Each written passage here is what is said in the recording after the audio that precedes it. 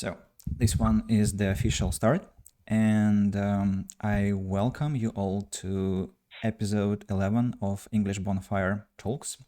And it's the first episode since a huge time gap. I think it has been 2 years since we had our last conversation of that sort.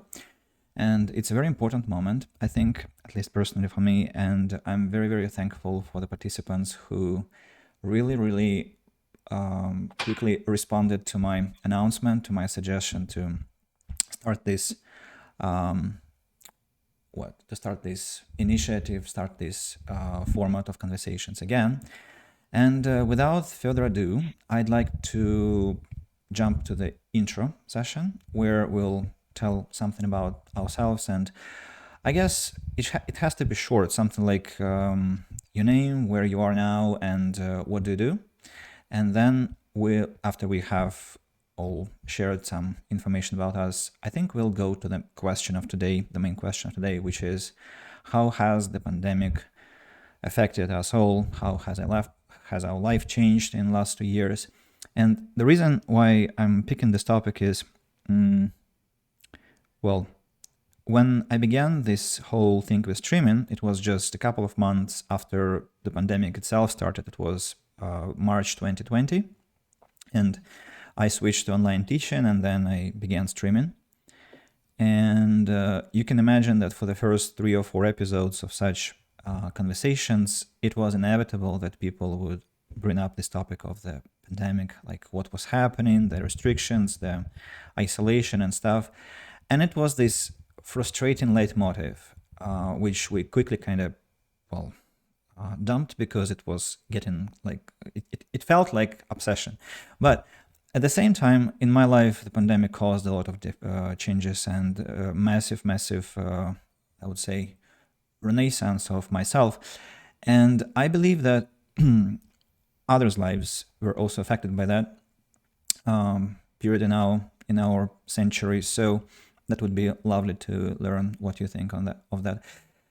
Yes, so that was my intro. Let's go from, I don't know, I think, Tom, you are our top left corner, and let's begin from you, and then go just to the right, and then the bottom line to the right. So I hope it's not because I joined last. I was just randomly changing settings, and there was some shuffling. Yeah. All So right. you're welcome. So my name is Tamara. I'm currently in Germany, but actually I'm from Russia, Siberia, Krasnoyarsk.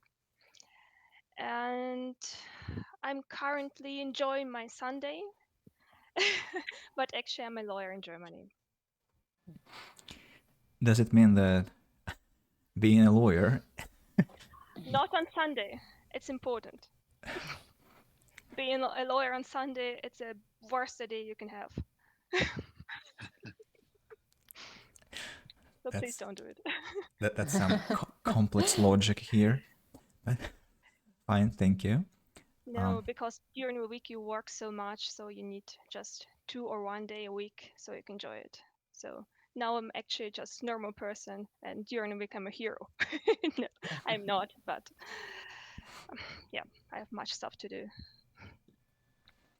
Right. So let's go next. Thank you. Am I next? I think it's Lisa. At least on my screen, she's I have different layout. Yeah, I see. Yeah. It's normal for Google Meet. And we have the first bot with spam messages on our stream. Don't just ignore that. I've already banned the user, but the name is Sierra Holiday. Maybe it's a mysterious message to us. Too bad it's not Siesta Holiday. So, Lisa, you're next.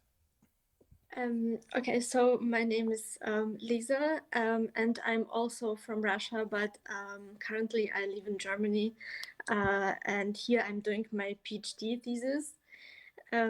Yes, in Passau, and I'm also a lawyer, but I'm actually a Russian lawyer. Yes, and besides of this, I work like in a couple of of research projects at the University of Passau. Yes, and try to teach my students at the Free University of Moscow. It's such a educational project. Yes, so this is a little sum up about me. So does it mean that you have opted in for the second semester of the Free University? Yes. Oh, nice. I have. Congratulations. Right, thank you. Erin, what about you? Hi. So I'm from Illinois, Chicago. Currently living in the Midwest of Illinois, a bunch of cornfields, and I am a quality assurance engineer at Rivian. It's a competitor with Tesla. It's electric trucks, and we are currently making 100,000 electric Amazon vans. Wow. Yeah, and I'm trying to. Wait. I am also getting my degree in cybersecurity. I'm on my last year. Oh, cool. Yep. That sounds so futuristic, all that. Yes. Oh, yeah. So, quick question. When are we all going to have electric cars? Like, how many decades do you think we'll need for that? Is this a question for me? Yeah. Oh, you can answer if you want to answer it. I guess. Yeah, Oh, I no. know a little bit about Germany because I work in this area, like IT, international data protection, also with over smart cars, and so in Germany it's going to happen like next year. It's all the testing in between Munich and Ingolstadt. Probably you don't know this city, but it doesn't matter. So it's in the testing phase already, and we probably get some legislation soon. So like smart cars without the person drive? This person who is sitting inside but not actually driving, he is just for a last option of control, but not really driving. Wow. So it's going to happen in the next 5 years, I think. Slowly, but still. Right. I mean, so the Amazon vans are supposed to be done by 2030. I believe in the next 5 years, like you said, I believe we'll have cars that can drive themselves from point A to point B. You need smart streets for that. It's not that simple. Yeah, that's true. I was And just other thinking- people with smart cars. Smart people, smart cars, smart streets. Yeah. Everything should be smart. Yeah, I was just thinking how smart cars would navigate Novosibirsk. If you've ever been to Novosibirsk, it's no smart roads here. We can't clean properly our not so smart roads too. So the smart cars would have a lot of trouble getting themselves out of snow, I think. Got to be really smart for that. It's true. I mean, who knows? Maybe technology will advance, but like automatic shovel or something. Yeah. paddle itself out. Yeah. Well, thank you, Erin. Let's go next. Lina, what about you? Well, I am Angelina, or Lina for short. I live in Siberia, Novosibirsk currently, but I lived all over Siberia. And currently I'm working as a project manager in financial technology and blockchain development company. Blockchain. That must spark a yeah. conversation. Yes, it will. Yeah, I hope I don't embarrass myself in my company because I am not an expert at all in blockchain. I'm just mere project manager, and with all the complex questions, I usually go to our developers. So don't be too hard on me. It might come out that you know about blockchain something that I don't. So it might happen. But yes, it's nice feeling like I work in something futuristic too. Future is everywhere. Oh yeah.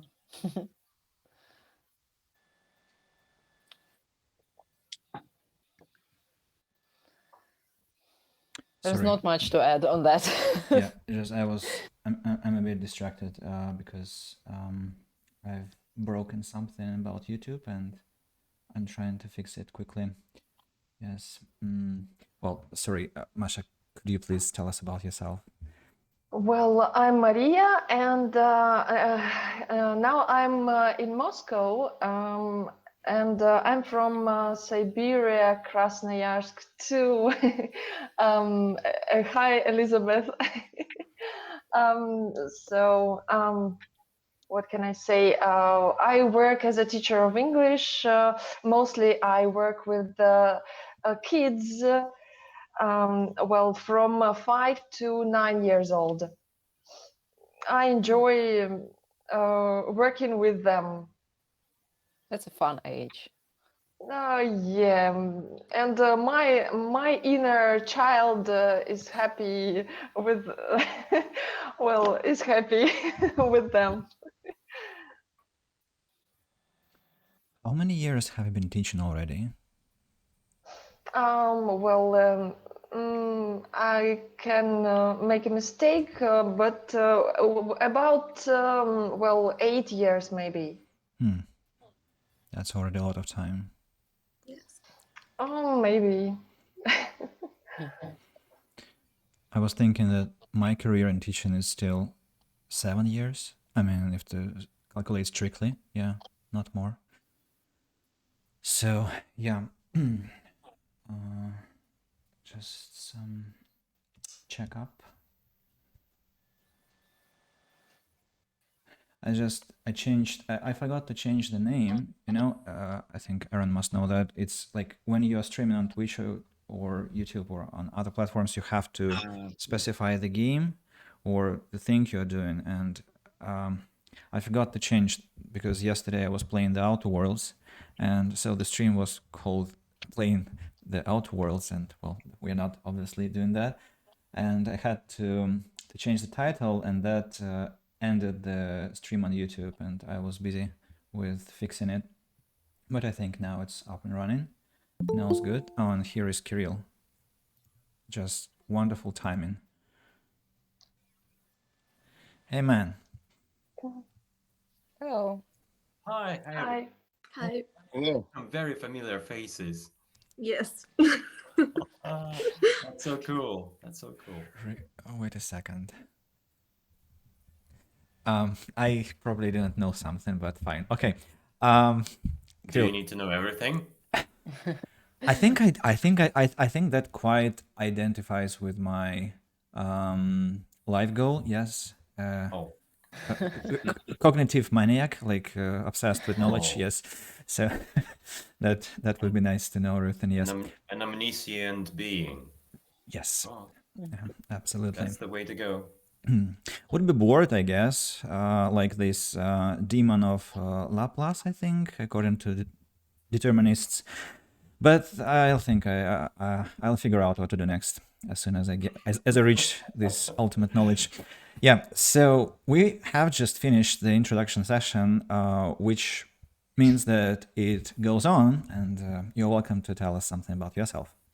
The introduction section. Okay. I always kind of get lost when it comes to this one. I don't know what to tell you guys. It will be easier to hold this Q&A, a quick Q&A session.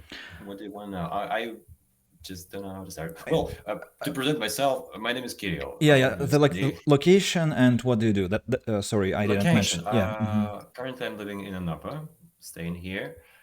What do you do? I teach people English. You're really good at it. That was quick. I'm really good at it. Yes. How do you know? I'm native English. Well, I can see, judging by your name, Erin. Yeah, but this is just me speaking, not teaching.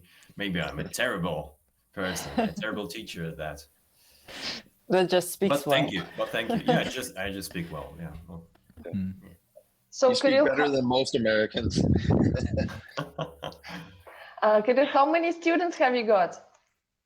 Oh, in general, Mhm. need to count. Everybody keeps asking me that question, like I I know it for a fact, but I don't. Around 20, I guess. Well, that would be a Mhm. fair number.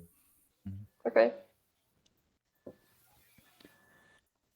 So I think we are. Interesting distribution, don't you think? What We am I? have Sorry? two lawyers. Two We have two lawyers. lawyers. We have, well, not counting Andy because he says he's not a person. Yes. Two English teachers and two IT people. Well, you could add one more lawyer if Andy is not counted. Actually, if you Yeah, count Andy, he's then not. We are okay. not counting him. Oh, He's okay. Then he's too much. don't count me in also either. He is a lawyer. He is an English teacher. What's next for you, Andy? Do you want to work in IT industry? Oh, you are teaching in IT industry, so you are all of those things. A cult leader. That would be good. No, that escalated quickly. That's not necessary. Suitable career, I see. Well, I don't know what's next. IT sounds really appealing, and I think if Mark Zuckerberg or somebody like him invent automatic translator, where like after which teachers will have to find a different job, well, maybe IT will be the way out.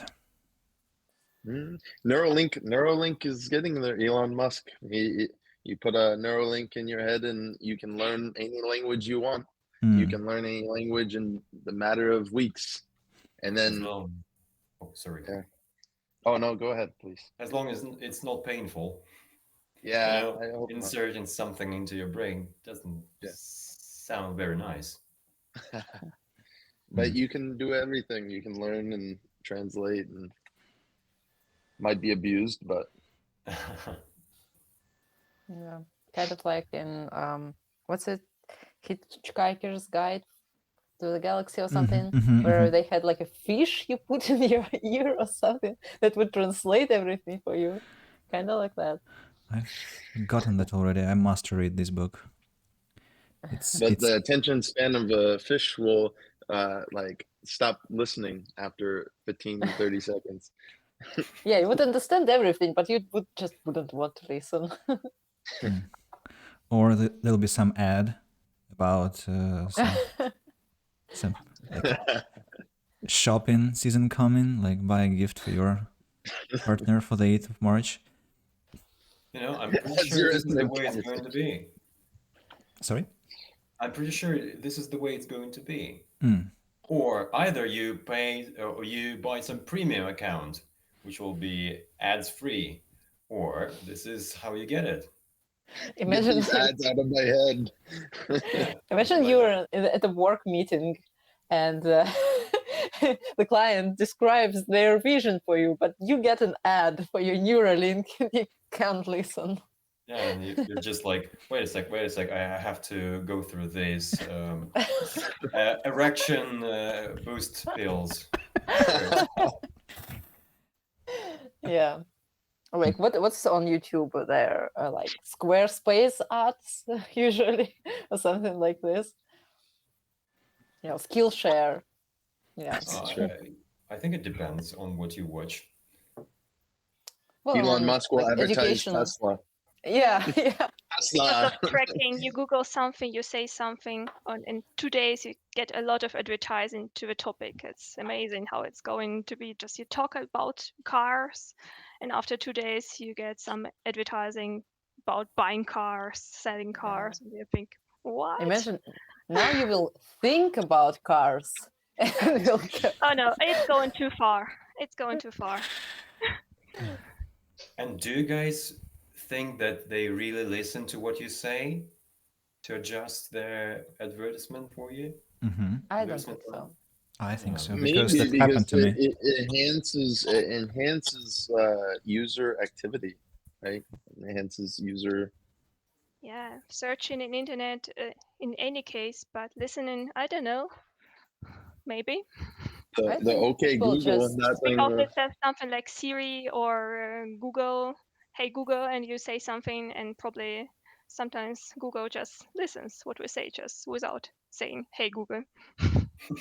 You never yeah, know. they probably do listen, but I don't think if they really use that for advertising. That seems kind of malicious. Oh yeah, Too much. it does. I don't want to believe. Well, the U.S. government listens to everyone. Be careful what you say. National Security Agency. So I guess hello, our personal CIA agents and FBI agents. Or maybe not our personal, but Erin's CIA agent probably has one. Just disappear after talking. What if somebody is a secret agent here? Dun, What if we're dun, all secret dun. agents? Oh, we got It was all a test on your cybersecurity degree.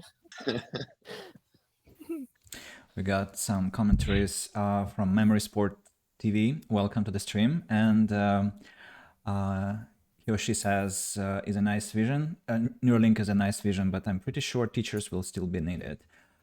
Which is actually a great conversation topic. Like, will we need teachers if we have this automatic translator?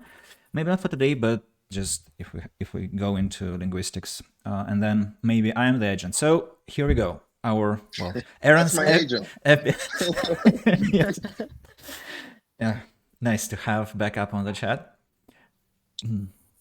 Yeah, so that was the intro, and I think that gave us some leads to further topics, which was exciting. And Kirill, I want to apologize. My video, unfortunately, has to cover a piece of your video, as you probably can see on the stream if you're watching somewhere on the second monitor. So it's because I couldn't fix it, like I couldn't make it a proper grid, and so I'll be tiny and small and unimportant today. Just my voice will be like present, and yeah, I hope that doesn't bother anyone. And I don't know, it used to be better, like the normal grid was possible, but I failed to fix it. And now we can, I think, travel to the topic of our today's discussion, which is how your life has been changing over the last 2 years and how has the pandemic affected it. And just to maybe give you an idea, I think I might give a couple of examples how my life has changed there without giving too much detail, but just to keep the conversation going. So the first thing I want to say is that 2020 was a wonderful year. I mean, I acknowledge that it was, and it is still a terrible disaster. Like, people are dying and people are suffering, and so it's of course it's a calamity, and it's something that we have to understand and appreciate what doctors do, and we also have to be responsible and conscious of that. On the other hand, that was just my personal renaissance, as I said, because I switched to online work, which meant I spent less time on commuting, and then I had more time to attend to my own personal life and my flat at that time. And I converted, I just completely, I had hated online teaching for some reason, which I can't even remember now, but I can remember it. I can recollect it, but it's not the point. Like, I now love online teaching. I got into streaming that year in 2020. I also went to study drawing. I got some like hobbies, like I bought a camera to take photos, and just I like had a lot of hiking and listening to podcasts and audiobooks. So I had so much more free time, and I learned so much about myself. And that was just in 1 year in 2020. Then I began traveling more. I went to several cities and relocated. Like, first, I traveled with my sister to help her move, then moved myself to another city, to St. Petersburg. And now I have changed places again. I'm now in Kaliningrad. So I would say it was a lot of personal discovery for me, like a tremendous lot of personal discovery, a tremendous lot of personal changes, the rediscovery of myself, ways to work, ways to spend time with myself.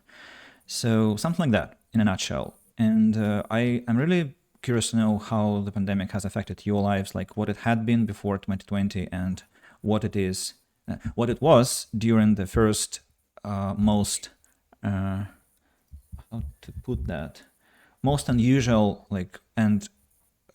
most unusual months of the first months of the pandemic, and then how it unfolded later and what it has boiled down to now.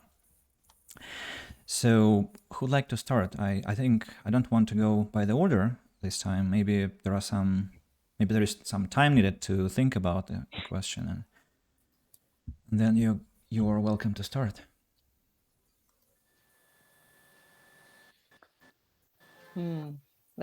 Don't give us that choice, please. Yeah. Choose someone. Right. We are say all the too name. polite. Just say the name, Andrew, please. Yeah. Just do it.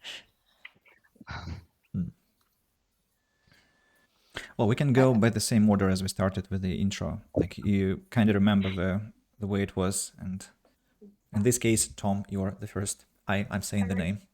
I regret it, but I already said that say the name. All right, maybe I can start. So all in all, the 2 last years were actually good for me. It's all started not so well because in April 2020 I turned 13. It was like a beginning of pandemic in Germany.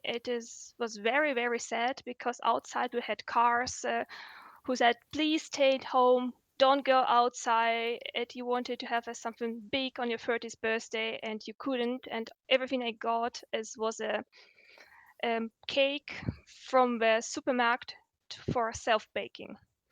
So cool. But actually, it was a very good time because I was learning for my exams.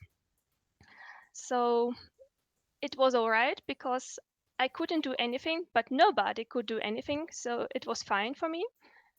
And then actually, I wrote my exams, and I had last year was also a good one because I had much adventure because I already got vaccinated and I was traveling quite a lot. I was going to Russia, twice to Greece. I got engaged last year. Wow. Congrats. Thanks. Congratulations. Thanks. I know you did know. And I started working in law firm international. We got a lot of home office. This was also quite nice, not going to a firm every day. So actually, for me, it was quite good. I can't complain. But also, maybe important thing, I think it was not that bad for the world because the world could stop for a minute and think about important things like family, meeting friends, going out, sharing with each other. I think it's quite important because it's not that much just running and not seeing anything. It's like more familiar now. It's like more live. It feels like more live because you appreciate things and also do. So, Tamara, how did you feel at that time? First, I felt confused and lonely, but after a while, I just recognized it's okay, it's the current situation, it's how we must go on. So I made some stuff with my life. I made exams and was looking for a job, and everything was like normal without being normal. It was like wearing a mask, but still doing normal things, but with some restriction because you couldn't go out and you couldn't meet everyone you love, but it still was somehow possible. But it was a good time, so I don't complain, really. Don't look so sad. We still have some restrictions in Germany, but I think it's fine. Can you share what are the restrictions? If you are not vaccinated, it's very problematic to go anywhere because you can go to a restaurant, you can go to a swimming pool, to a theater. It's not possible. That's a restriction. You're wearing mask everywhere, like in the metro or in the bus. Yeah. Maybe Elizabeth can tell you more. She knows everything about restriction, right? So yes, I have experienced only a few changes as to my working routine because I'm a PhD student. So I usually work like on my own at my university office or at the library. But actually, it was quite hard to work in our library because you can stay there only like for 4 hours, and it's not a proper amount of time for someone who wants to be a researcher or is a young researcher, because you have to read a lot of books. Yes, so it was quite a hard time for me. And also you have to wear a mask.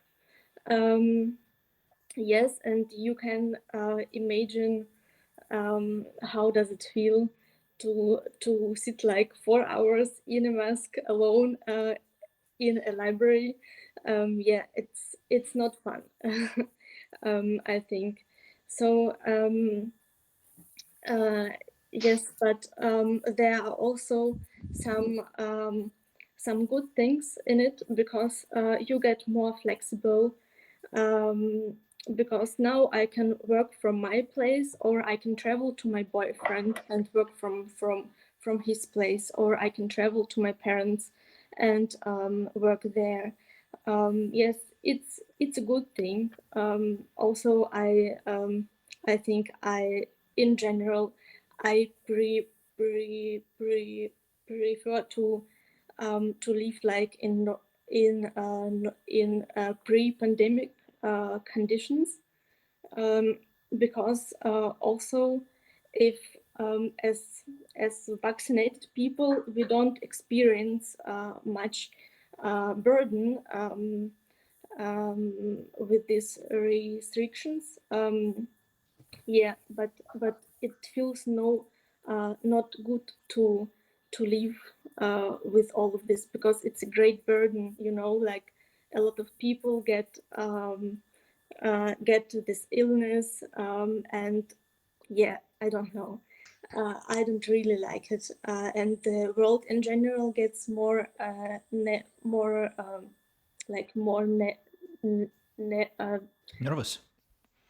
no, более узкий, like more Narrow. narrow. Yeah. Yeah. Narrow. Yeah. This is not a nice feeling, I think. Do you feel that this what is no I think I'm gonna ask, what is this narrowness to you? Like, what do you mean by narrow world? Like the freedom of movement, like how far you can go. Yes. The freedom of movement, and also this certain order, and you have to obey this order, because I appreciate the possibility to live the lifestyle which I can choose for myself.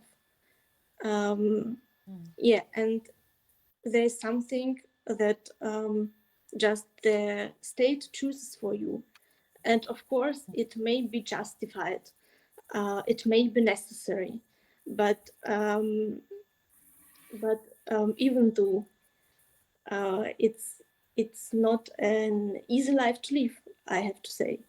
Yeah, and of course I can meet my family and my loved ones, but I can't meet my colleagues. We all try to stay away. Uh, yeah, and you can't go grab a lunch or drink a coffee with your colleague. Yes, and it makes some change. Maybe just for you to know, in Germany there are very strict pandemic rules. just to compare it with Russia, for example. Yeah, because for us it doesn't apply as much, because I know. Yeah. we can like work together at the moment. There is no quarantine.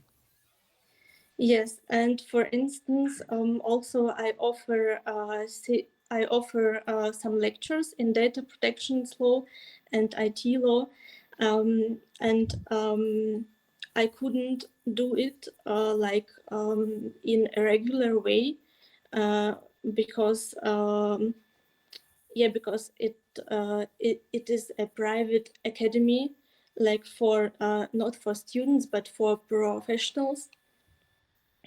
Yes, and almost all of these seminars were lifted. Yeah. Yes, but there are also good sides of it. For instance, I began to teach at the Free University of Moscow. It's such a nice project for Russian students. Yes, I teach there European law. I chose it just because I have now an offer from the University of Passau, and I after my thesis, I will be able to teach it at the University of Passau. So it was some kind of test, and it was quite nice. But you have to adjust to this online teaching. But it was quite well, yes. I loved it. Also, data protection, data privacy over GDPR stuff. Yes. I was doing that half a year over GDPR stuff. Mhm. It's quite fascinating because data protection is now getting so important because with online platforms. Yes. Over consents for recording, yeah, that's why. Mhm. And they asked me to give my consent to get recorded today. I said, all right. I Here you are. kind of indicated that I was asking about this permission from each of you, but I think Tom was the only person who actually suggested that she gave me that consent in the written form, and that's like true German diligence. It's so awesome. No, it was just because I was also working in data protection recently, so it's quite important thing here in Europe. Well, Yes. when I was in Cape Town and we had like big events with our students who were refugees and asylum seekers, we also were quite careful with that because, you know, if you're an asylum seeker, you probably don't want your face to be posted somewhere. You might not want that, and so each photographer was instructed to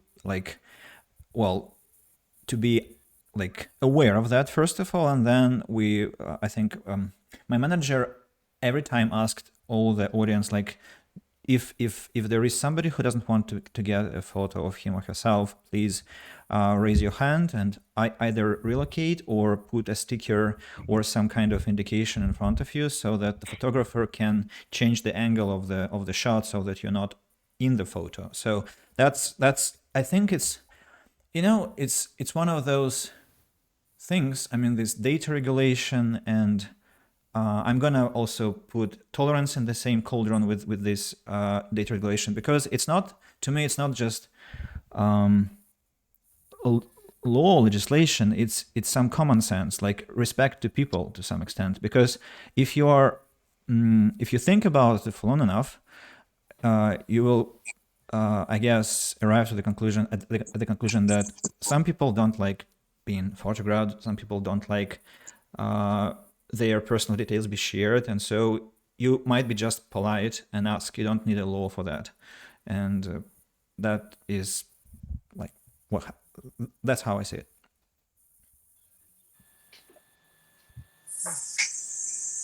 Yes, at the university we have a professor who is very passionate about African data protection laws. Like, he's really keen on it, but I don't even know whether African countries have like data protection laws at all, which would be comparable to GDPR and yeah. maybe when it gets to the legislation, that's at least that's how I see it. It indicates to me that the country is so civilized that they acknowledge that common sense to be universal sense. Like it has to be literally imposed onto people. Like we have to protect privacy unless, so everyone has a chance to opt out of that. Like, well, if you don't care about your privacy, you want to go public, it's your right and choice and freedom. But the default is everyone is protected and secure. Like, and that's great actually. And let me read a message. Well, there was a message. I'm here, which is from Bogdan, our friend, and there is a long message I'm gonna read now from Memory Sports TV, our FBI agent. So I'm living with a muscle dystrophy. This disease forces me to use a wheelchair since 10 years. Interestingly, in the beginning of the pandemic, it felt like a huge social equalizer to me. Not being able to participate in some social events because of barriers suddenly wasn't a thing anymore. I feel adapting to the restrictions for me wasn't too difficult, maybe because I'm used to adapt to new situations with a progressive disease like this. Well, that's a very, very unconventional look at things, right? And it's I think it's what's happening to the world now also forces us to look at the situation from the angles that we're not used to. Like, what if a person is by default not able to join some social interactions all the time? Starting from introverts who are massively uncomfortable with social interaction and being forced to socially interact, and well, situations that are medical conditions that was described in the message. So, and then there is a message from Kate Root. Sweet Jesus, guys, why so depressed faces? It's I told you. I told you in the beginning. You look so sad. You know what's funny? I know Kate is probably Russian, and the reason why I know this is because there's a parenthesis at the end, like a smiley face. And Russians do that. Yeah, that's Right. our thing. Yeah, I started doing it because it's easier. You know what? It's probably a good thing from this point of view that now, because of the restrictions, there are so many remote things, like so many remote jobs, so many remote entertainment, that people who were before the pandemic already kind of restricted because of their health or something, like their anxieties, they couldn't really go out in the world as much as a like average person could. Now for them there are more opportunities, so I think that's one very good thing that came out of the pandemic. Those remote opportunities for everyone. Yeah, and I'm gonna ask this question to Memory Sports TV. So, can you say that since the pandemic, you actually have received more social opportunities, like that you now have more options to interact and get engaged in social activities? Because it seems that it should be the fact, but it's interesting to know what your experience is. And thank you for sharing such a personal story. Yes, that's really appreciated. So, there was something Lisa was talking about that I wanted to respond to. Yeah, about these changes as well, like that there were new opportunities and the conversion to online teaching. But I think we probably should progress in the conversation, and maybe that will again spark up, and we'll address that in detail. So, Erin, what's your take on that? About the COVID pandemic, right? Yeah, the 2 years. I just thought that was funny. She said, "Damn, you're smart."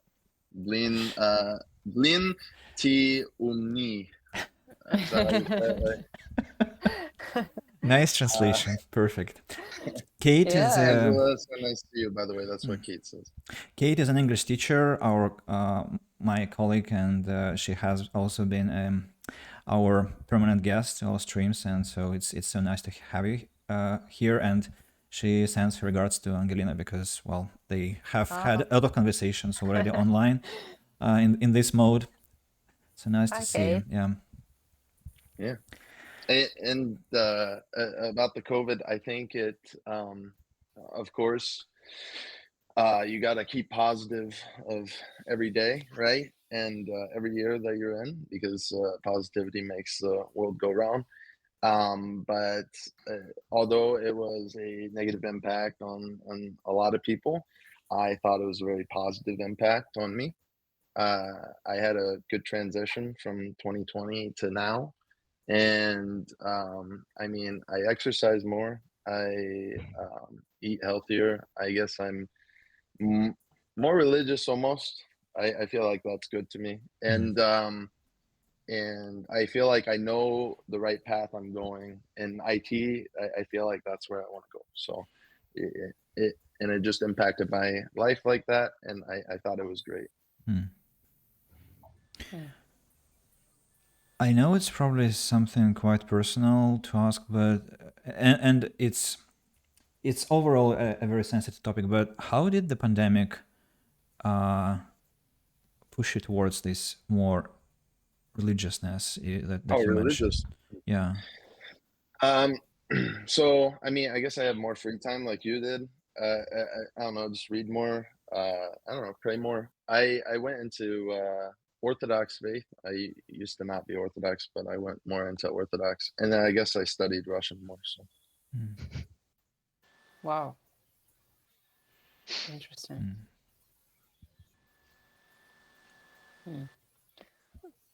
And on the other topic, I just was meaning to ask you, how long have you been working as a QA engineer? actually, it's pretty recently.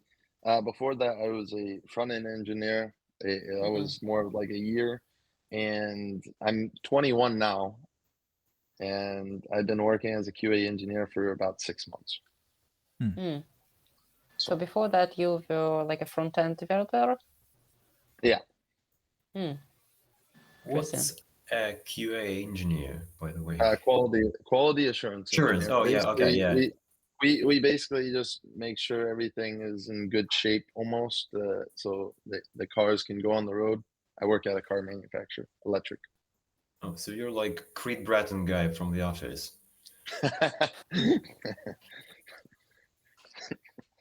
I didn't get that. You need to watch The Office then. Hey, actually, yesterday, I actually was walking downtown Chicago, and they have this building called the Office Experience, and they have like scenes from The Office, like the spill, and like you can go in and like look at every like a prop in the office. It's cool. Yeah, sounds cool. I'm missing Same so as many Friends. references to the series. Yeah, sorry. There are a couple of more messages we probably should read. First one is from Memory Sports TV.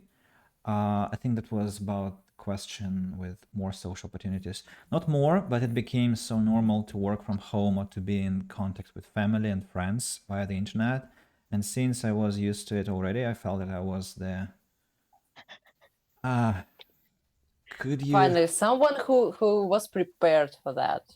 Tom, you're like directly requested to help there in the message, so could you please?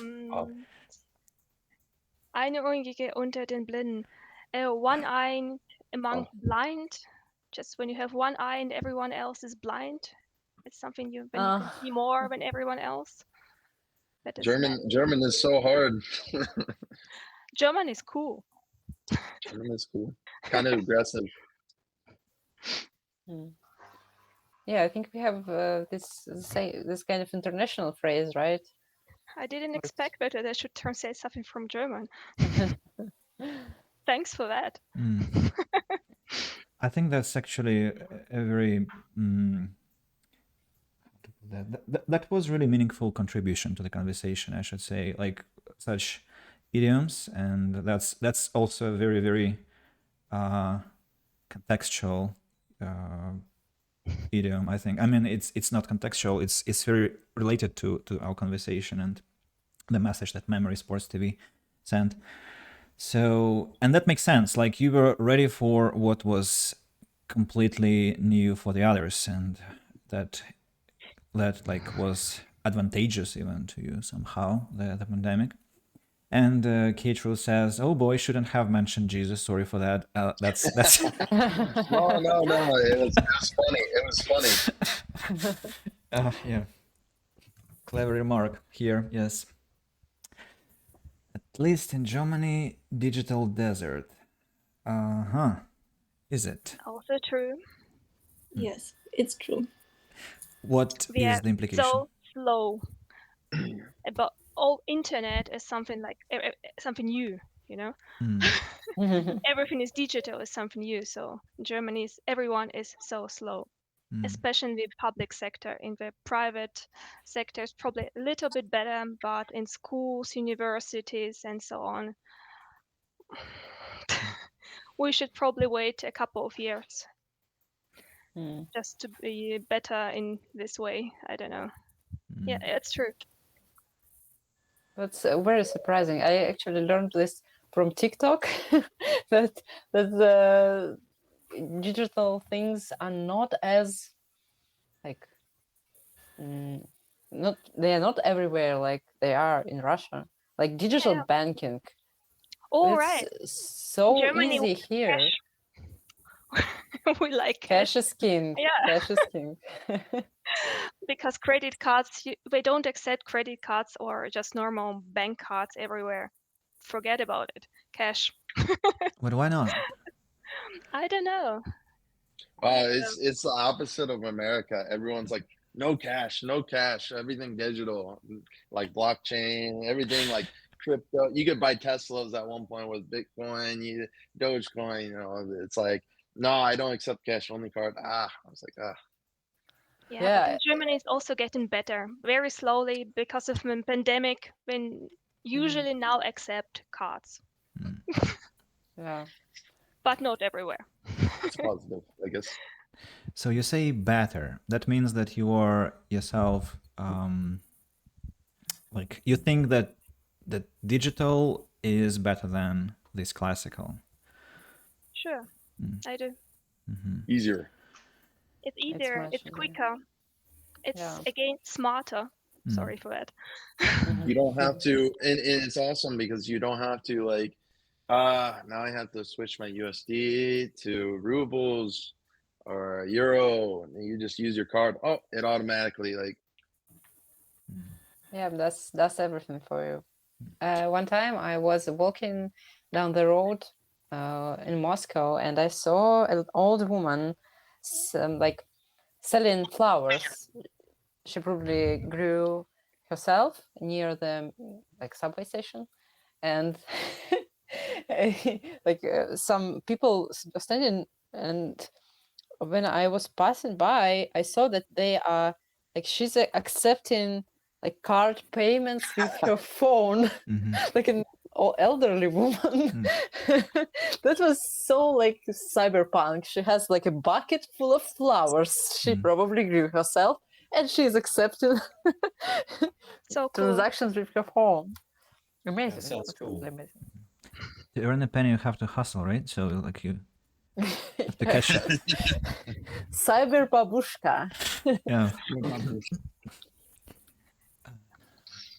You realize we're teaching the wrong stress, right? Like it's actually babushka. So yes. Yeah, it is. It is. Somehow it got wrong. Yeah, I mean, we actually talked to Erin about that when I think we met for the first time for an online call, and we talked about this stress in the word. And I don't know how that happened. That the whole world thinks it's babushkas. It's like, wow, why? It sounds fun. Babushka sounds fun. Yeah, it is. Yeah, it sounds like something like just. I'll go visit my babushka. I like it. That sounds so gross that I'm even afraid to say that. I mean, I have a tendency to say it or you'll get smacked. Yeah, I have a how to say. I'm quite reluctant to use slang language, and so babushka sounds like something I don't want to say, even though it's my native word. So There are a couple of messages to it. So first one is from Memory Sports TV again. Germans like what they are used to more than new things, cars and cash. So does it make sense? Yep. Lisa, what do you think? You are suspiciously silent about Germany. It's like only nodding or mostly nodding. Like yeah. But I've been following your Instagram for a long time, so I know you have a lot to say about Germany. Yeah, I too. She's very critical about Germany and everything is happening in Germany. I also read your Instagram, so please share. I don't share much on Instagram, but I can share now. So cool. And Well, if you I want, don't know. Maybe I'm critical, like in general, but I don't consider it as a bad trait. I don't know, but I think it's just not bad to stay critical. Also to yourself, maybe. Like sometimes it allows you to progress.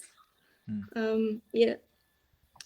No, I think your criticism wasn't like negative. It was like kind of observation and question, like why. So it wasn't. I don't mean that you were like criticizing. Like you were just kind of conscious to the differences, and they didn't make sense all the time. So that was what I meant. Yeah. I like observing, as you rightly mentioned. Yeah. It's interesting. Well, we also had a couple of digital issues at the University of Passau. For instance, I think you all know Zoom, yes. And our university normally uses Zoom for conferences and lectures and seminars. But there are also some legal issues with this platform for Germans. And also for our data protection guys here at the university, because they said it would be better when we use an entirely German platform, and we tried to do so and used like Palim Palim. I think no one knows what it is, but yeah. Sorry, Palim. What? Palim Palim. Yeah, Palim Palim. It's like when you ring the bell, you know. But it's not very known. I think it stems from some German film or something like that. Yeah. So, and we could barely hear each other. Yet it was just such a bad sound. Yeah. I don't know, but we have also other alternatives like Weebix, and like I think many lawyers use it. For instance, my friend, he is a German lawyer, and he was in some like digital court process, and suddenly it was like the connection was lost entirely, and he found it. Wow. Oh. The timing couldn't be more Yes. ironical. So suspenseful. And Mash is probably- also. it's like reading in the book. Can probably quickly explain why it is with Zoom. It's because some German data protection authorities said it's quite evil because all the data is transferred to the US, and the US is not the safe country for data. That's what German authorities think. And That's why Zoom is not a safe option for streaming. wasn't there for the Germany, news? actually. Wasn't there news that the US believed that Zoom data was stored in China somewhere? Like, No, that was TikTok. That was TikTok. I see, but I think there was some suspicion about Zoom as well. Like where does Really? the data land? Yeah, and so that could create a really funny cycle. Like Germany doesn't trust Zoom because of the US doesn't trust it because of China, and then China like thinks that it's I don't Just know. blocks everything, just in case. China's just like, no, block. China I gotta be designs careful though. I gotta be careful with that though. Yeah. China designs Bling Plim, as a tribute to one of the greatest Chinese babushkas, Pling Pling.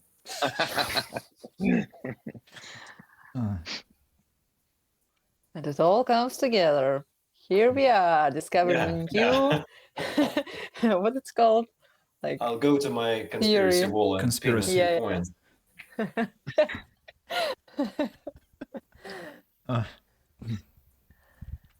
Well, I hope it wasn't FBI that shut Lisa down. Maybe she was. FBI is like too much knowledge. That timing, though, like he was in the middle of some hearing, and then Hello again. Sorry, I told my FBI agent to allow you back on. So.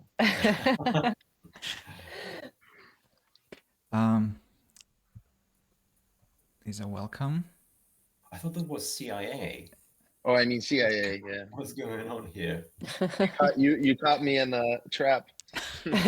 Actually, who would do such a thing? NSA. It would probably be the NSA or the CIA. NSA. National Oh yeah. Security. Yeah, National Security Agency. Lisa, you're glitching a bit now. I think because of your Yeah, connection. your mic is off. Yes. I actually told Andy that. Sorry if you want to read the chat. But I will later. Okay. I told Andy, speaking of the CIA, I was going to get an internship in the CIA, but I didn't. Oh, really? And actually, my ex-girlfriend told me not to. And I listened. But it's all right. Do you regret it? You could have been our CIA agent.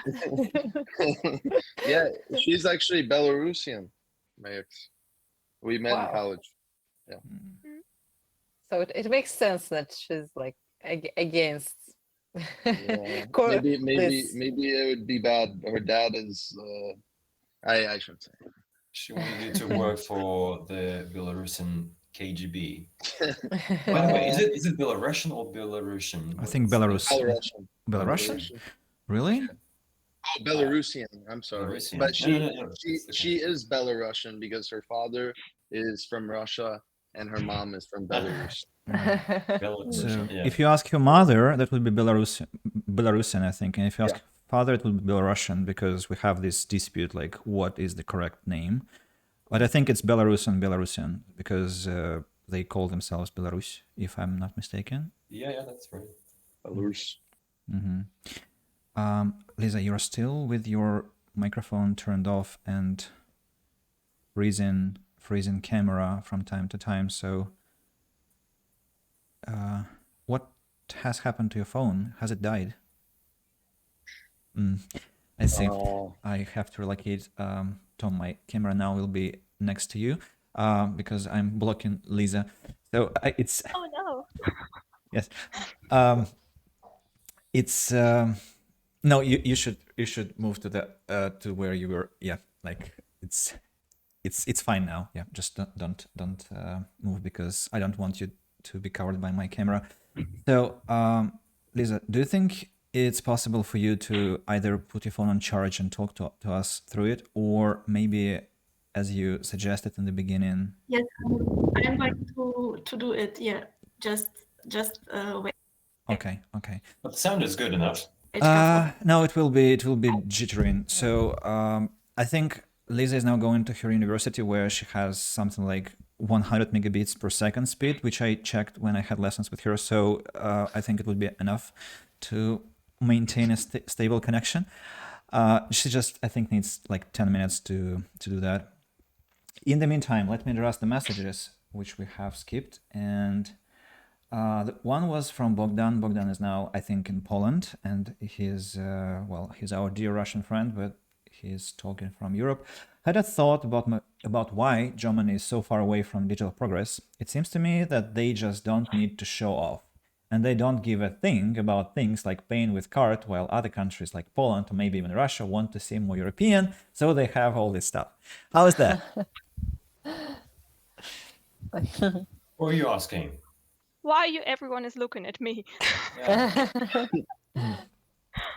Actually, I want to add to this for a second, another perspective. So there was this typical shitstorm on commentaries on a Russian social network, like they have like these long transactions in Germany. One said like 1 or 2 weeks, and another person was like, well, but they have security, and your money won't get stolen by some charlatan like we have in Russia. So it was this kind of ultra liberal versus ultra conservative fighting, and I wonder which point is closer to truth, if any, actually.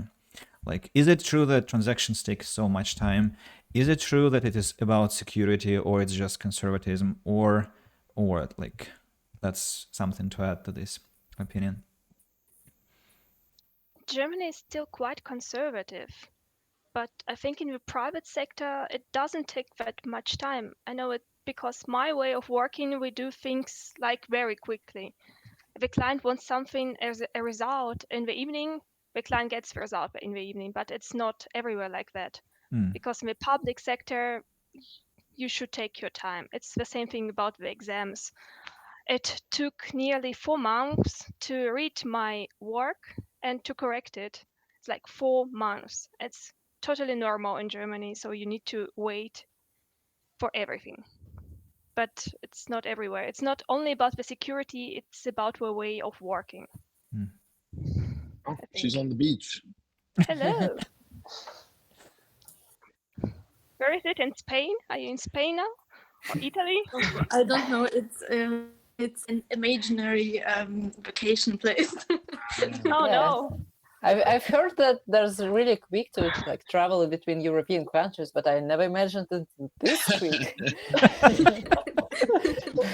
Yeah, I want to 10 find out minutes. how you did that. It's digital traveling. Well, the fact it's digital doesn't mean that it is not real. So if you make your brain believe that you are on the beach and that Metaverse. Yeah. Probably in Germany, it's everything about quality, and quality normally takes time. It's all about time and quality. You normally don't do something quickly, but you take your time and make a good product. It's the same with the cars, with transaction, whatever. But you probably need to wait for everything to be done. It's not the worst country. Trust me, in France or Spain or Italy, you need probably to wait a little more.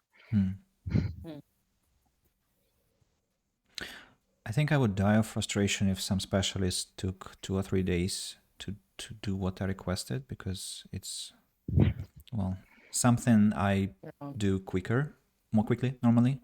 So yeah, you get used to it really quickly. and then you complain like the payment hasn't been deduced like next second. Like, how terrible is this world? Like, what? Probably my worst experience in Germany was that I applied for authority just to make an internship, and I waited a year to get my response, and the response was, "Are you still interested?" I said, "Not really. Thank you so much." A year. So you need to wait. That seems normally. crazy long. Back to But maybe those things like serious things like getting internships in some very specific company, they worth waiting as much. That depends though. At private companies, they respond really quickly, normally 2 or 3 days. Authorities, you should wait. So it's just, it depends. But I think oh no, go ahead. Sorry. No, I won't forget. So please. Okay. So is Tesla coming to Russia? Is that a thing? Maybe. There are a few Teslas, like a few cars, singular cars in Russia, but there is no infrastructure for it, as far as I'm aware, and kind of too cold in most places, so the battery dies really quickly. Who knows? Maybe they'll make a self-generated heat battery. yeah, that's That would be awesome because of the climate, we don't really get electric cars. The best we can do is like hybrid cars, but that's about it. Because of the weather and because of the roads that are not very great in a lot of places. It's like Illinois. They pour salt all over it, and it's just bumpy. Just destroys the roads. Do you want to bet for 50 years? Because I think we'll all make it. At least the chances are high. So, like the bet is, will we first get good roads here, or flying cars? That's a That's a hard question. So that's why I bet. Who wants to? bet. What do Yeah. you mean with here? Flying Or cars would be anyway. a Well, let's very begin hard, with Russia. like, Russia, all Russia, or a region, Or Moscow. or a city, Every single road? or a single every. road? Oh, Well, you I don't say think that'd be we possible. have bad roads, but like I want to return this question. Like, what is the proportion of bad roads that makes you think that roads are bad? Let's start with defining this. Like, how many roads have to be destroyed or in bad condition to make you think that the country has bad roads? If you encounter them like every day, wherever you go, somewhere you meet with Linz once a day, you meet like a bad road. That's actually well, it destroys my argument because I don't meet bad roads every day. That's the actually. point. That's the point. And if I'm a very jolly walker, like I treat any road benevolently, like that's a nice and fine road, even if it is just stones. What if it is like my criterion? So it's a Yeah, difficult what bet is the to- bad road? Like in my hometown. Come to Illinois. Sorry, I didn't hear you. What did you say? Come to Illinois, and then you'll see. You'll know what that means. Bad roads or good Yeah. roads? Horrible roads, the worst Oh. roads in the U.S. Oh wow. Now we have to have some comparative analysis. You see, like what's the assessment? Actually, my ex said, "Wow, these roads remind me of Belarus." Oh, that's got to be bad roads. I appreciate the humor, but I haven't seen a Belarus road. Have you? Has anyone seen? What's the And essence they're of? like golden roads. And I just defeated my whole argument.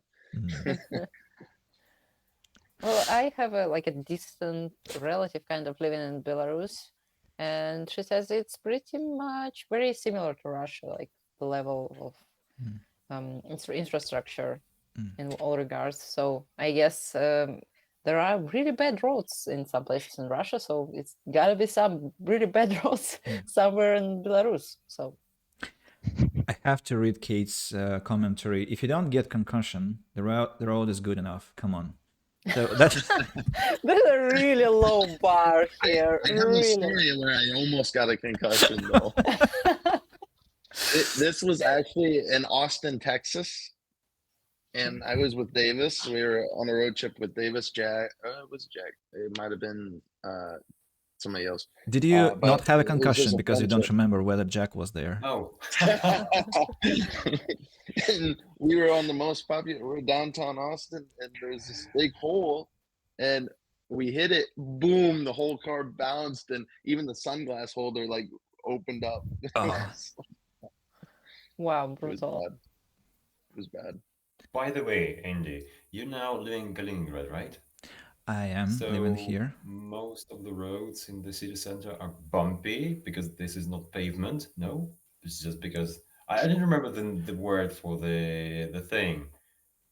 They're charming. I mean, the roads here are charmingly not Russian. I mean, they are just something like in Budapest. It's stone pavement.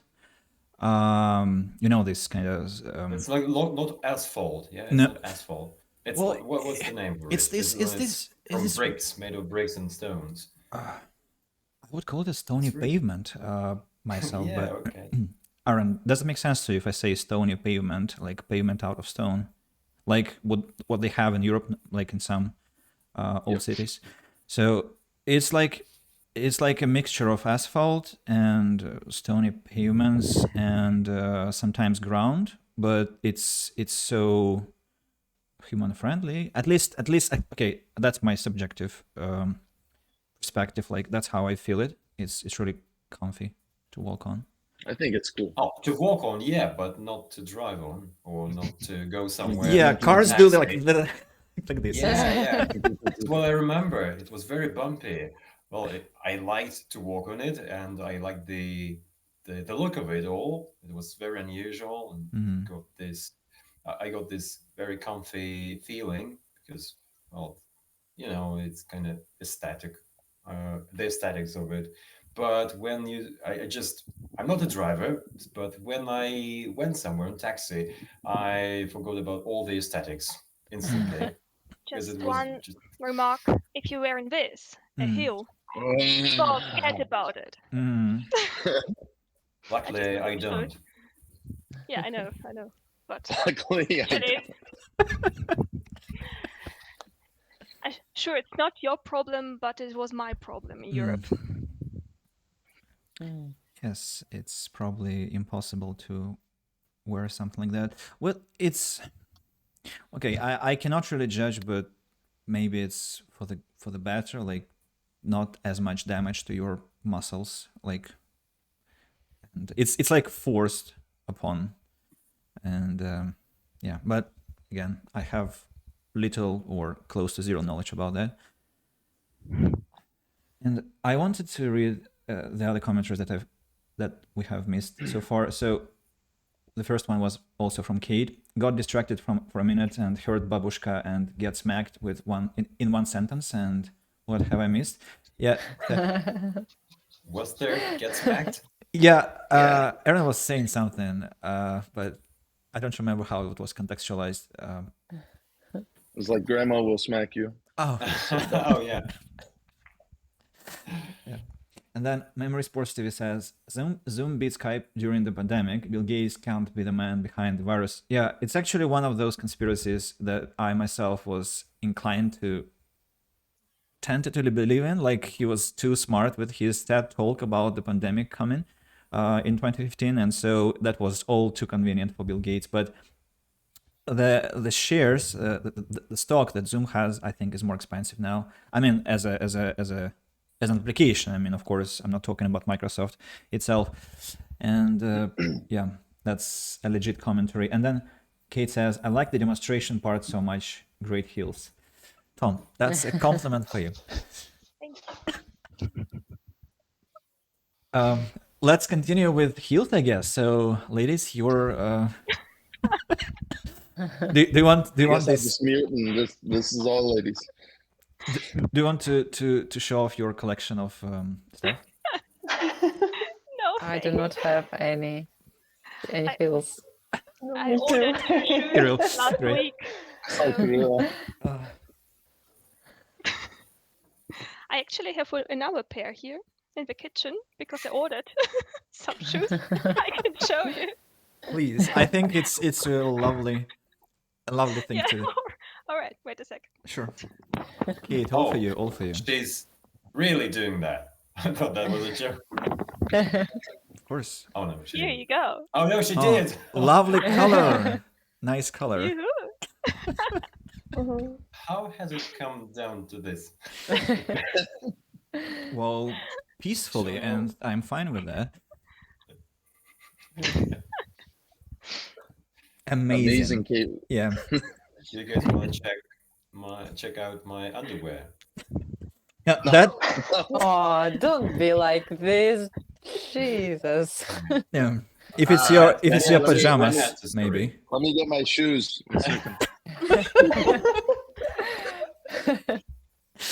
One second. Where is this? A little salt on them, but it's alright. Adidas. How are they on the European pavements? That's what we want to know. That was the question. Very comfortable. Great. Oh, that was good. That was really good. Back to the gruesome pandemic stuff. Yes, and Anglina, Wait a that's second. that's You need yeah. to get set. Everyone get set now. Yeah. Please. Yeah. Kate says, sorry for ruining the conversation. And no, Kate, as I have always been pointing out, you have so valuable remarks throughout our conversation. So please keep on doing that.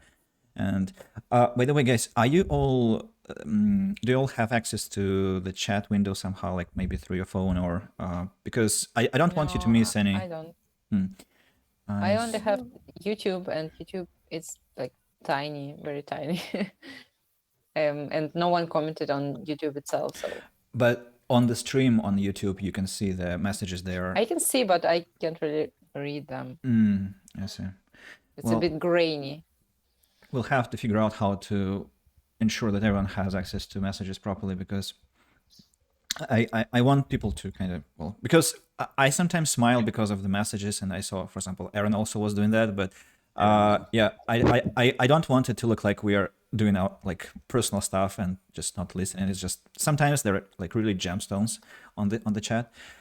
And also, Memory Sports TV, I wanted to ask you a tech question, because I see that you gifted a subscription to the channel, to my channel on Twitch, but because I'm a very, very newbie streamer, I don't really understand what that means. Like, is it that you're now subscribed, or Erin, do you know what that means? When they gift a subscription, so if they subscribe, they're subscribed. But if they gift a subscription, they give it to another viewer that's watching you. So the other viewer, it's just a random viewer that's watching you or has watched you in the past, and they gift that subscription so they don't get ads on your Twitch, and it gives you money. So they gift it to somebody else, get the perk of not having ads at the same time, or the... Oh, no, the person that was gifted has the perk of the subscription. I wonder who is this person now. Can I check who got the gift on Twitch? Do you know? You have OBS? Oh, do you use OBS? I do, but they're not into. I think I haven't linked them together. We could check afterwards. Okay, cool. And anyway, Memory Sports TV, thank you very much. That's my third paid subscription on Twitch. So, hey, I didn't even know that there are paid subscriptions. Well, wow. Some streamers earn money like that. So that wasn't my point, but that's a nice addition. You know, like when you get money as donations or as subscriptions, that helps, because I take streaming seriously now. I like invest into that, my time and my resources, and so yeah, that is one thing that I should get one. Well, you're the only streamer I really watch. And participate so at the same time. I should invest in this. Yes. Oh, Kate's going to bed, by the way. I'm sorry? Kate's going to bed. I'm sorry. Oh, I missed the message from her, right? It's time for me to call it a night. Yeah, thank you guys so much. That was great. Now expecting a dream with babushka wearing heels. Ooh. Nice. Bye, Kate. Yeah, it's good night. Bye. Good night. Yeah, it's quite late in Krasnoyarsk. Good night. Thank you for coming. And finally, back to the pandemic. Lina, that's your turn, I guess. You were the fourth, because now it's a different layout, but you used to be the fourth. Yeah, well, when we spoke on the stream, was I the first guest on your streams? I think yes. We began our interviews about English studying with you. Yes. Well, it was an interesting time for me, because I was just starting a new job. Like, I started a new job in March of 2020, and in like a week or two, we got locked down. So that was a really interesting time in my life. And also, we didn't spend as much time in quarantine because our company didn't want us to. So as soon as we could, we were back at the office. So for me, I wouldn't say the pandemic was that different from regular life. Like it was great, right? It, like empty trains to my job because everyone else was at home. Um, and in a few months that changed, and that was kind of sad. But in general, in a few first year and a half, I feel like I was extremely lucky because I wasn't affected at all. My family was lucky; we weren't affected. No one was infected, and I wasn't infected. And for some reason, it just so happened that when I got my vaccine, the immunity, what's the right word for it, didn't get to develop as quickly as as it should have, or I don't know. And I got in 2021 I got COVID, and I was sick for a bit. Luckily, nothing serious, but it was kind of downhill from there because in the end of the last year, I lost a few family members, etc. Like very sad, gruesome stuff. But in general, other than that, the end of last year, I was so lucky. Like it felt like life hasn't changed for me really. Although I work in IT, and if I would be working from home, it would be different for me. But I wasn't. I was working from the office, and I still do. So yeah, that's interesting to like read opinions online on how for different people it was like so hard, and for me like nothing changed, and I don't really feel like I can contribute much to this conversation because my day-to-day life wasn't as affected. Yeah, so for some reason the previous job and the current job I have, it so happened that I continue working in the office and very rarely get quarantine. So I don't know if I can relate to all the lockdown depression. Yeah, that was my experience. Well, is there a lot of lockdown depression in the first place? Like, has Well, anyone? I read the opinions online. I don't mean between you guys. I don't know what's how you felt, but from like Reddit and stuff, I can see that a lot of people take it really hard. Because for example, they need like in their field they need a lot of restrictions, or in their country there are a lot of restrictions, like in Germany, for example, right? It's a lot like easier here.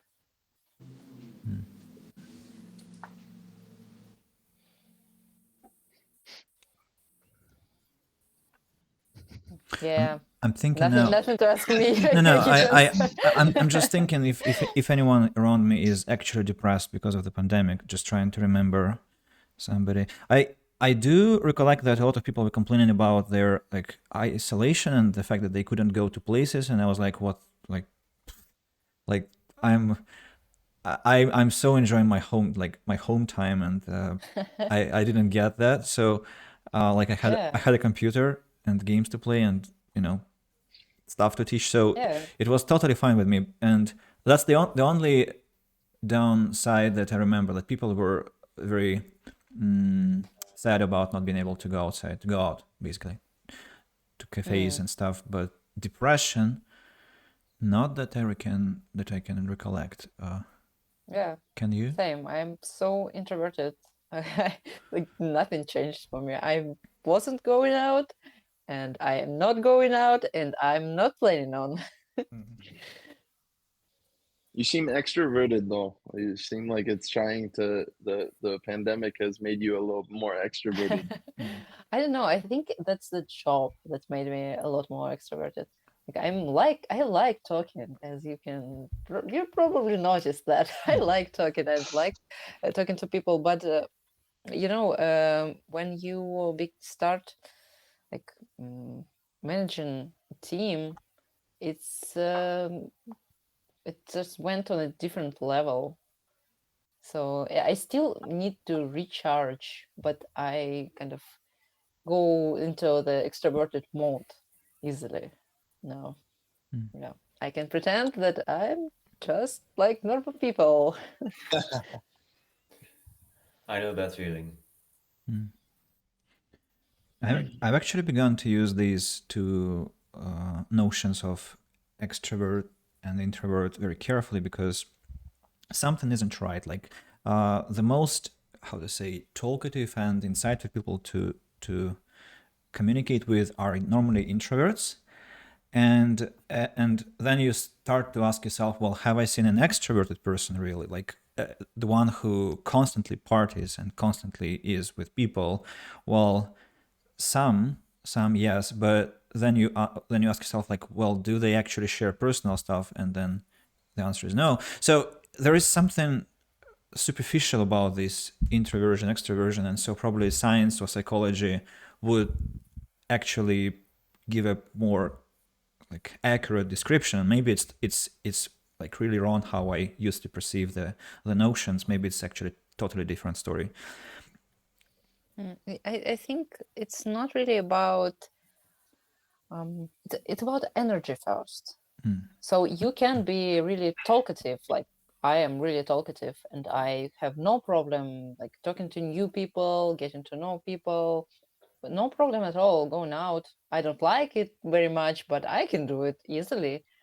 But it's about where you get your energy. Are you getting your energy from interacting with others, and without it you feel deprived of energy? Or are you getting energy from your alone time? Like, do you need recharging after like social activities? So I think it comes down to this. So it doesn't really matter how you act. Like, it's hard to tell if someone is extroverted or introverted from a get-go, but it's about how they kind of manage their energy naturally.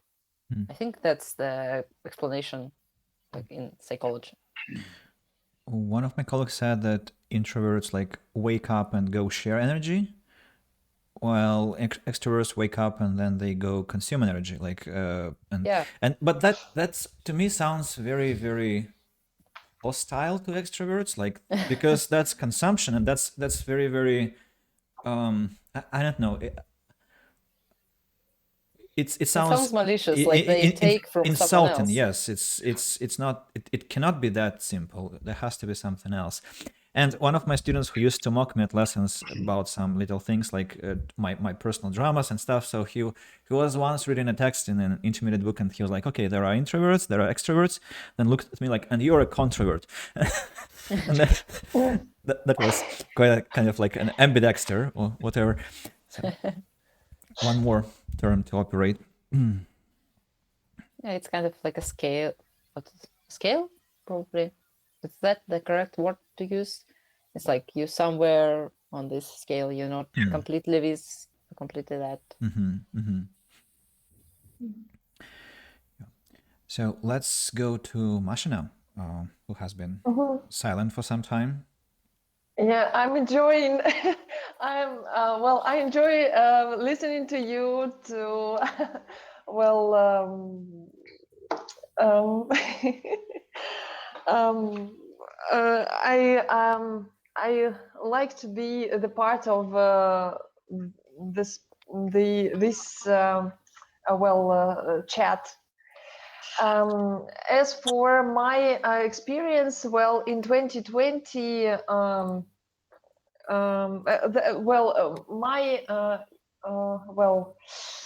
year 2020 was quite thought-provoking. It happened. So it turned out that I changed several jobs at that year. So I was I wasn't a teacher. I tried to experience different jobs. So I was a sales manager. I tried,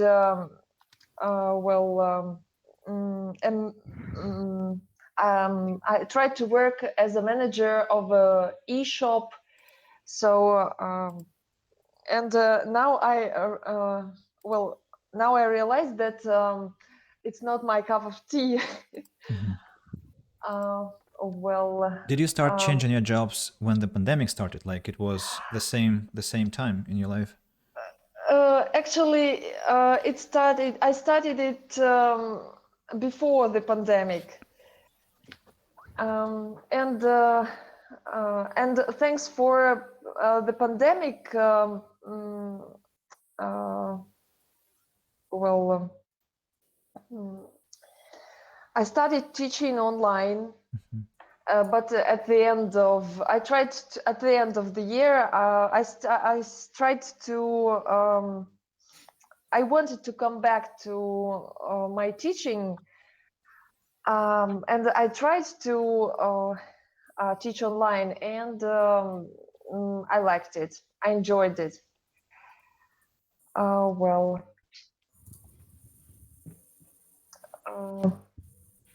I don't know what to say. So can you say that generally the pandemic had positive or negative effect on your life? By the way, I was quite when I lost my first job. I was quite calm, and I was on the positive way. I was in Krasnoyarsk, and there were severe restrictions, so to say. And during those restrictions, I was. In the public transport, so I went sorry, so I worked. And I wasn't terrified, so I unexpectedly, maybe I was so calm. I didn't feel any depression. I just worked and got my experience. And by the way, I met incredible people there at that job, at that place. So I'm very thankful for this experience, even maybe, can I say, for the pandemic. That's the point why I brought this question up, because I am myself thankful to the pandemic in the personal aspect, like a lot of things to be thankful for. Like I wouldn't have changed something if the pandemic hadn't happened. So I see that it's also your case. And how did it happen that you had to or decided to go to Moscow? What was the background? The background is quite personal, but I can't share it. I can't share the details, but it was unexpectedly, and so I had an opportunity, and I tried to get this opportunity, so to say. And tried, and nothing.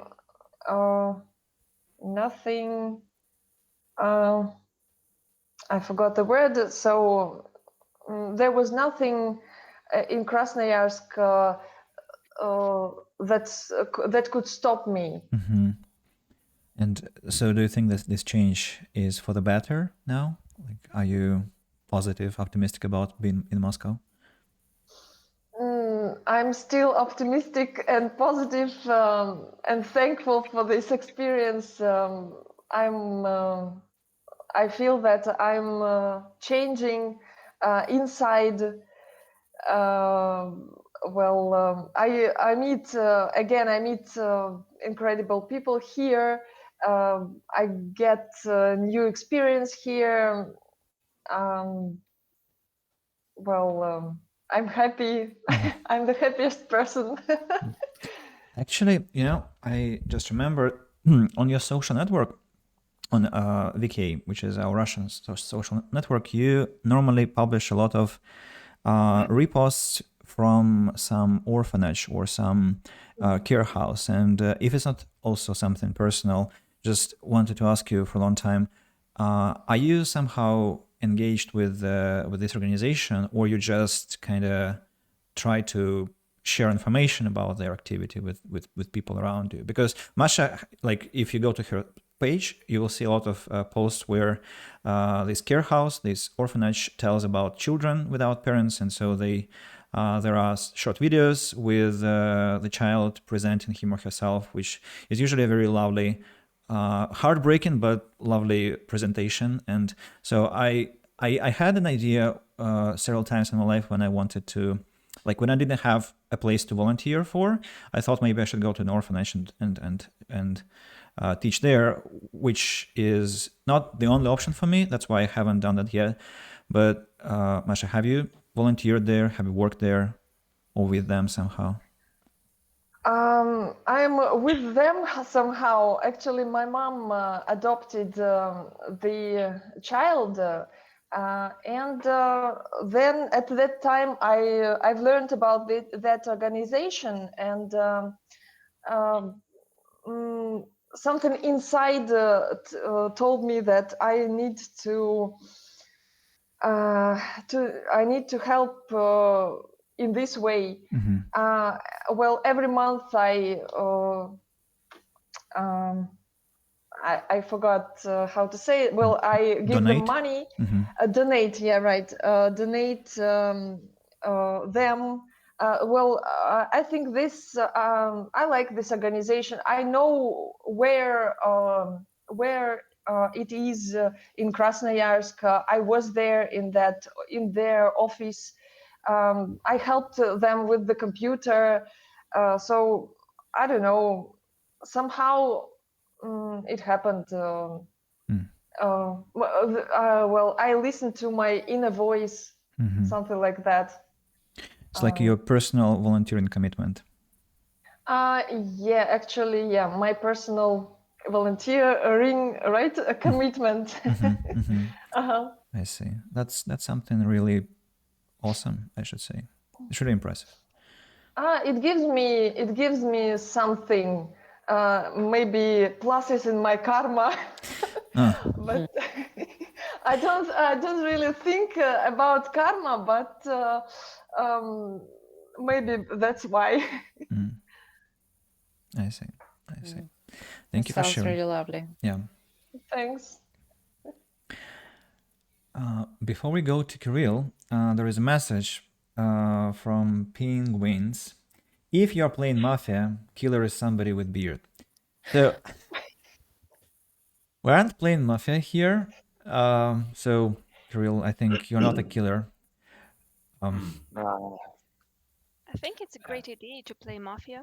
Yeah. It might be a good English. No. English not? experience. That's Might be a cool good English game. experience. Yeah. No. Okay. How can I peacefully express my opinion? No peaceful, hate just express. So I think Mafia shows the worst in people, and I'm never excited to watch that show. So it's something that really breaks my inner spirit badly. Anytime I see people deceive each other or put up a show or like kind of this mask, so it's massively discouraging me from any social activity to watch Mafia. So that's the core thing. I don't like it. I don't like deceit. I don't like false things, and that's the first thing. The second is Mafia is probably a great thing, like any board game or any social game, for a group of people who have seen each other like 100 times in the last 100 days. So it's like with our English club that I no longer moderate, but 2 years ago, and I don't know if Bogdan is here, but he might remember that. So Bogdan came to the club, and almost immediately he came up with this initiative to play Mafia. And I was like, well, we didn't used to have any games. Why not? I didn't welcome that, but I didn't prohibit that. So like, if you want it, okay, you can go with it. So a group of people, like 10, 15 people, each meeting went and played this Mafia and other social games. And you should understand that the English club was a place where I had finally fulfilled this concept of communication. Like, people were communicating. They were not pretending to communicate. They were not pretending to bond with each other. They were not afraid to talk to each other. They came to a place to meet people and actually chat about what they thought was interesting, without any me playing this like teacher stuff, like, okay, now we say our name, now we say what you think about this. It was completely natural. It was just, I could just as well go home and nothing would change. Literally, that happened because I didn't go home. I went to a different city. The club is still there.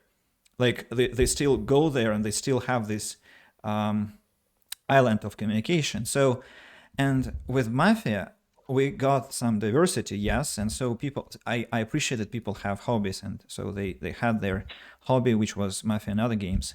What happened some weeks later was a person would say, let's go play Mafia. And then like 15 people would stand up and go to another room.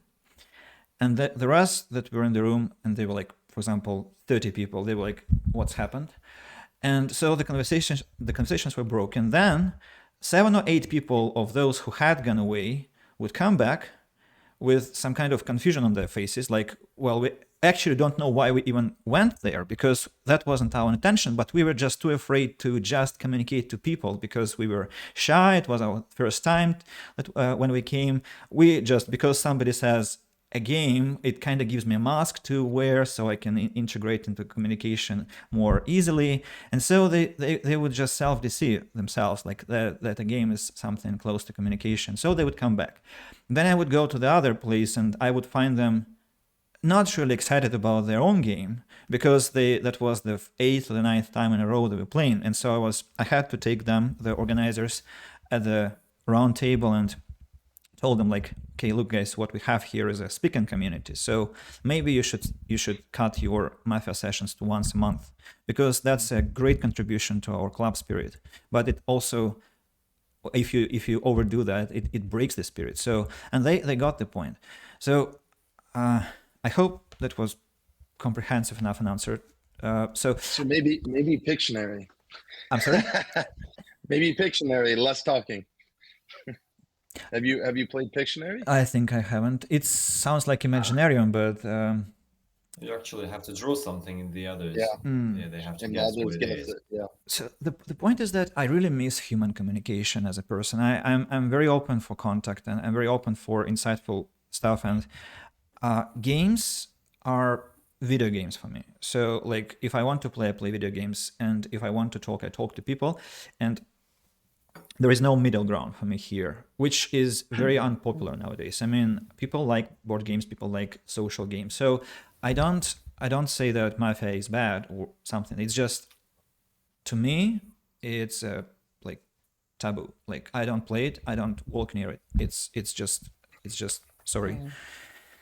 And I know I'm quite radical here, but yeah, that's just to be completely honest. To be honest, I don't like board games too. Most of them, at least. I don't know.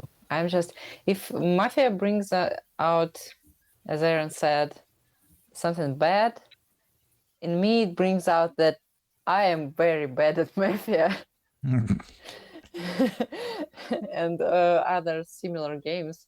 Like, the only kind of board games I like is there you somehow need to like guess a word from some prompt, like word prompt, or like you said, drawing or something like this.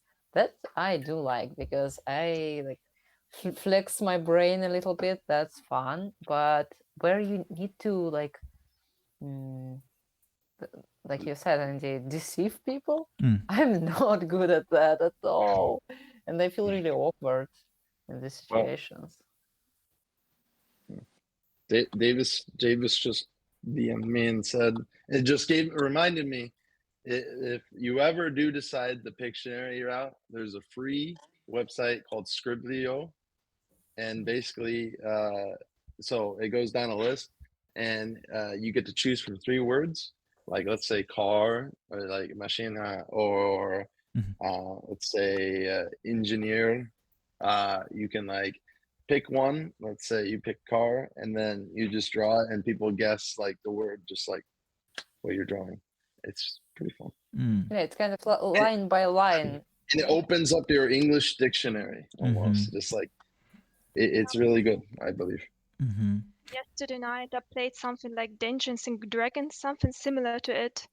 It's so complicated, but Oh yeah. just like a video game almost, but with all story, all in English. It's about talking also.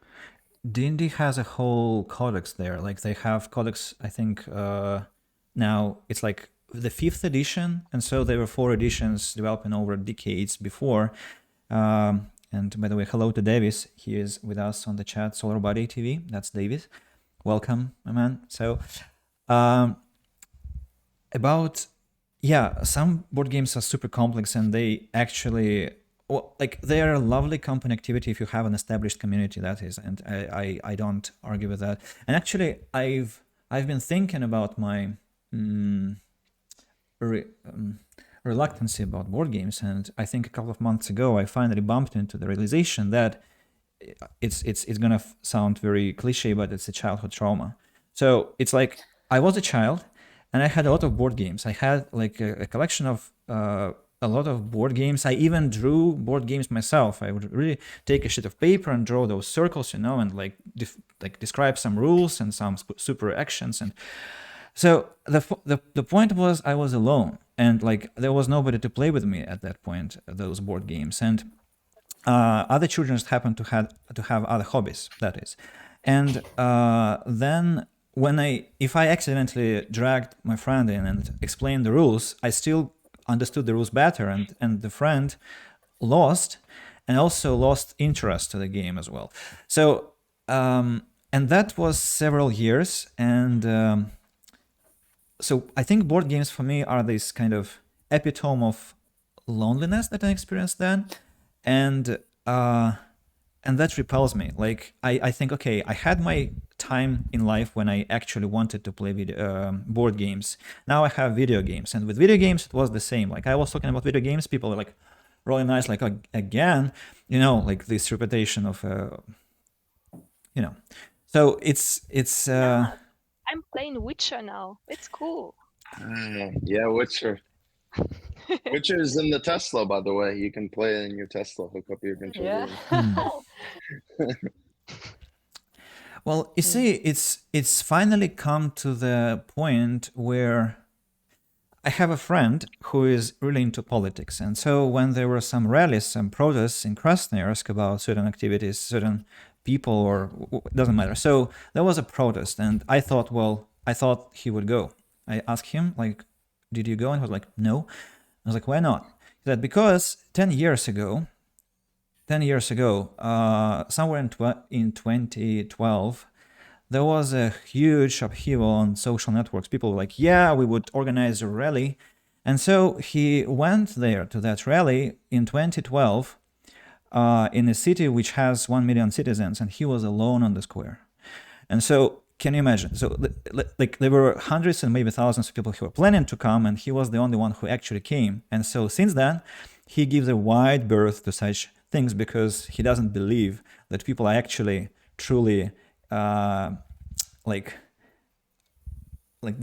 true fans of this activity, let's say. And I'm not saying that people don't enjoy games now or board games. It's just that I'm probably too zealous about that, and I take it too serious. Like we either play or we talk, and so I can't like mix that truly. Maybe that's my problem. So yeah. So you're more of like a single player game. I've spent my life playing single games. Yes, I even played Dota with bots, so you understand. Oh wow. Mm-hmm. Wow. Yeah. Justin plays D&D sometimes, says Solar Buddy. Justin is Jack, the third mentioned friend. And Erin, are you looking at Davis? I can't hear you. I'm looking at Jack right now. Oh, I see. Hello to him. He's getting ready for church. He says hello. He's running away. Jack. I'm staying with them because I don't live in Chicago originally. Oh, here's Jack. Good morning, good evening, Hello, afternoon. hello. Dobre utro, dobre den, dobre wieczór. Good to see you, Andy, and everyone else. Good to see you Hello. too, Jack. Good to see you. Jack was the first, well, I would say the first American who came to my streams, and he studies, correct me if I'm wrong, Erin, he studies Hebrew and ancient Greek, so these like Yeah, ancient languages and religious, I think religious studies, if I'm not mistaken. yeah, ancient Greek, and he's pretty good at it, honestly. Oh, I joke around with him when we were at the bar. I was like speaking Russian, and he was speaking Greek, and we're just two different languages, just battling each other. quite a nice company there you have. So, that was a long digression from the introduction to Kirill. So, Kirill, please, Actually the enjoyed pandemic. that. Oh, okay. That wasn't about the pandemic, by the way. I mean, your talk on the games, not the pandemic. The timing couldn't have been worse, actually, because I had just got my international passport some 2 months prior, I guess, a couple of months before, and I was going to go to China before that happened.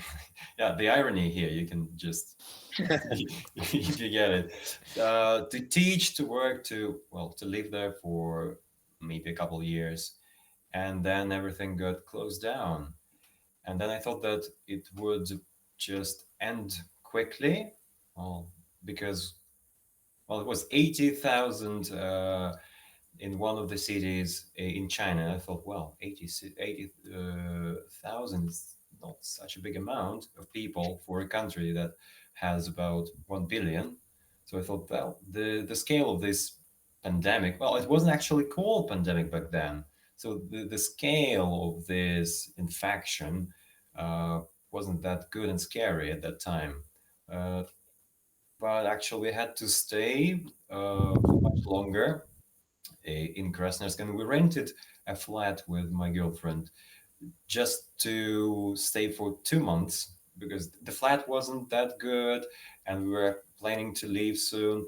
But we had to stay longer than that, and that brought some problems.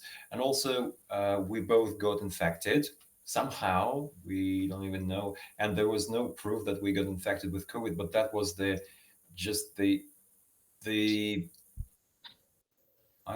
the severest kind, or the most severe probably case of illness that I have had ever experienced at that point. So I actually thought that I was going to die at some point because breathing was so difficult. I wasn't sleeping at nights, and I got really scared because of that. And no one would come. Like, no, actually, that's not true. I would call local hospital facility. They would send someone, and they checked my vitals. Like they told me that my oxygen level was okay. But then I wondered why I started to breathe so with such difficulty. So no one could tell me the answer, and I was continuing to live that way until things got easier somehow in a month or so. And after that, well, also somehow life got just easier and better.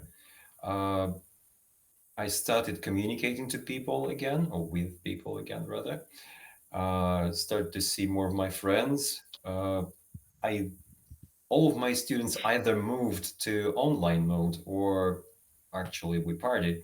So yeah, work became much more comfortable too. My income increased. So in that department, somehow it was both bad and good. And the next year, well, that was the first year that I'm describing. And the next year was actually, I don't know, just felt pretty much regular to the pre-pandemic life. because I got the vaccine, I took the shot, and after that I didn't have much restrictions. Well, I still had to wear the mask, um, but the biggest problem of that is that my beard gets all messy. So I can handle it, I can tolerate it. And since then, well, everything is open now in Russia, so I don't feel like there are many restrictions on places and facilities that you can visit. So the cinemas are open, uh, well, pretty much everything, right? The cafes, the restaurants, everything. So I don't feel well.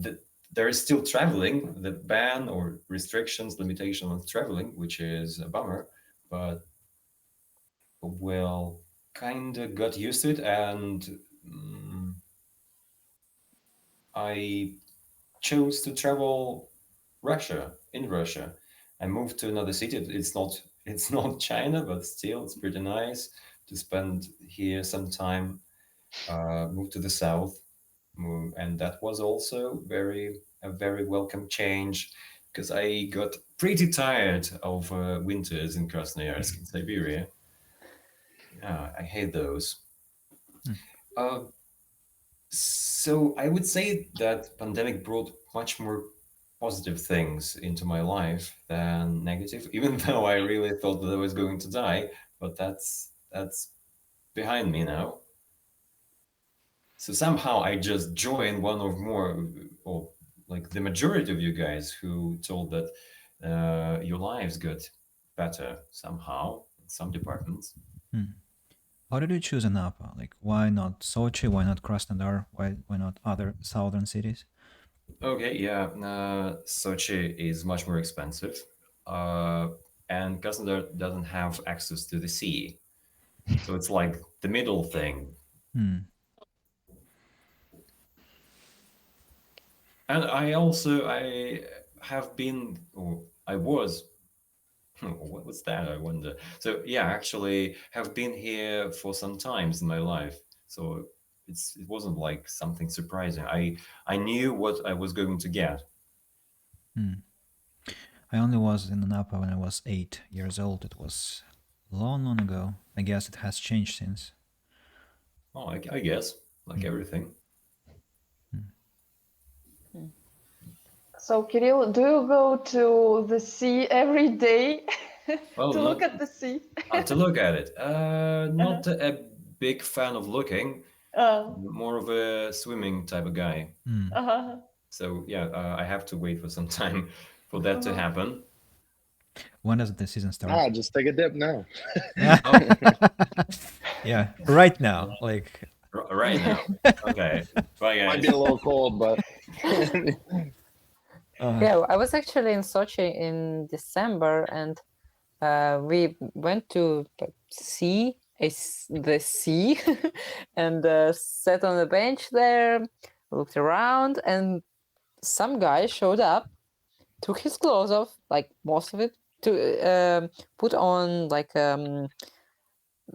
it's not a swimsuit, but what's it called? tracksuit. No, I'm not sure. Like he just went into the sea, like swim around in December when we are all sitting there in our coats, like, all like this because it's so windy and so cold. There's always this guy. There's always this guy. So you can be this guy now. Oh yeah, I know. I mean a wetsuit. That's what it's called. I'm sure. Yeah. Wetsuit. I was actually that guy once. I had a swim in Yenisei in December. Yeah. All right. I have a video of that too. I'm not going to do it anymore. That was -30, I guess. Well, something like that. So I think we should tell Erin, like, we practice this like winter swimming. Some people in Russia practice winter swimming. That means swimming or diving in icy cold water. Like outside temperature is -20 or 30, and so that seems fun. And that's not Fahrenheit for you. That's Celsius. Yeah. Yeah, it's Kelvin. It's Kelvin. That seems really fun. Yeah, Kelvin, that would be That's really cold. I'm surprised you're still living. We're not. Oh, Yeah, this is all virtual wow. metaverse. Yeah. I actually don't yeah. get the idea behind this metaverse. Can we Huh? take? I don't get the idea behind the metaverse. I just don't know what it is. Tell me also. I don't think I understand really the context. I mean, you want me to tell you, describe, unless Oh yeah, someone yeah. knows better? Okay. Well, I think so. Mark Zuckerberg first changed his name of the company to Meta, Yeah. I believe, because of whistleblower like things, because somebody spoke out. But he pulled out this metaverse, which you can literally not just see the experience, but be in the experience. Like, let's say you want to go to Italy, you're there, and you can walk around and see people in Italy as well. Like you're actually on the road, but it's all virtual. Mm.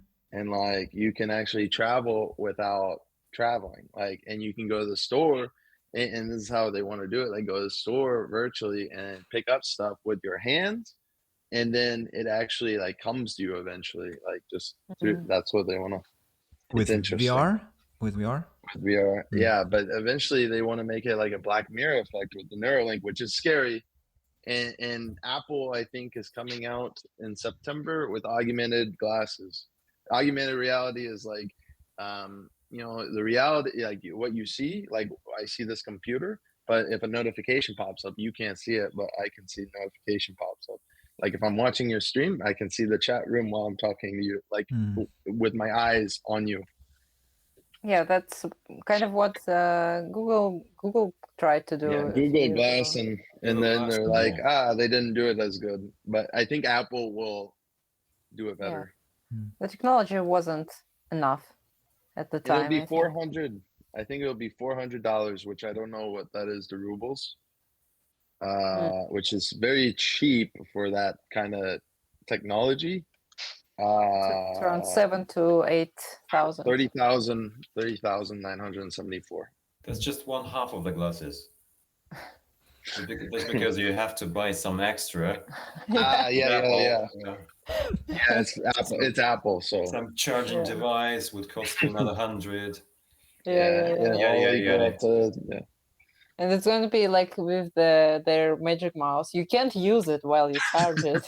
It's kind of laying on the side awkwardly, just because they didn't want to put the charging port outside. It's kind of strange thing. Oh, everything for design. Yeah, and money. And money. Very important to Apple, money. Yeah, probably. It's actually one of my life goals to finally get my hands on some Apple gadget because I haven't had any ever, and to finally understand. I see. To finally understand if it is worth it or not. I had this. What's the correct word for it? Laptop? For like, I think it's it's going to be 10 years soon. Like I have this since 2013, I think. And it has some issues, like it's a bit broken, but it still works fine. I just changed the battery, and other than that, it kind of works. It's all right. I still use it sometimes. Well, you see, the issue with Apple gadgets for me is that I can never get over this. I cannot never get through this fine. Like, what is fine?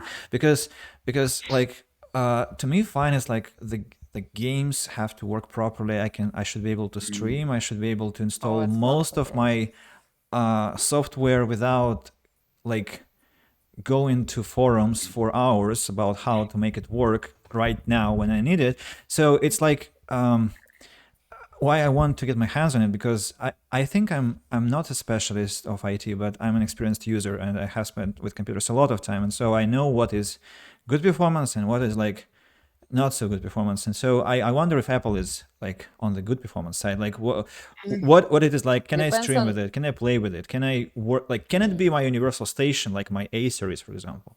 So well, I don't think it could be universal. I like gaming. You shouldn't do on MacBook. Most games don't work. But Mhm. if you're programming, it's the best thing to use. Xcode, Visual Studio. Yeah. You Or can if you're use a Swift designer, code. Mm. Yeah, designing. Yeah, so but for that Swift you would code, need C the Sharp, C++.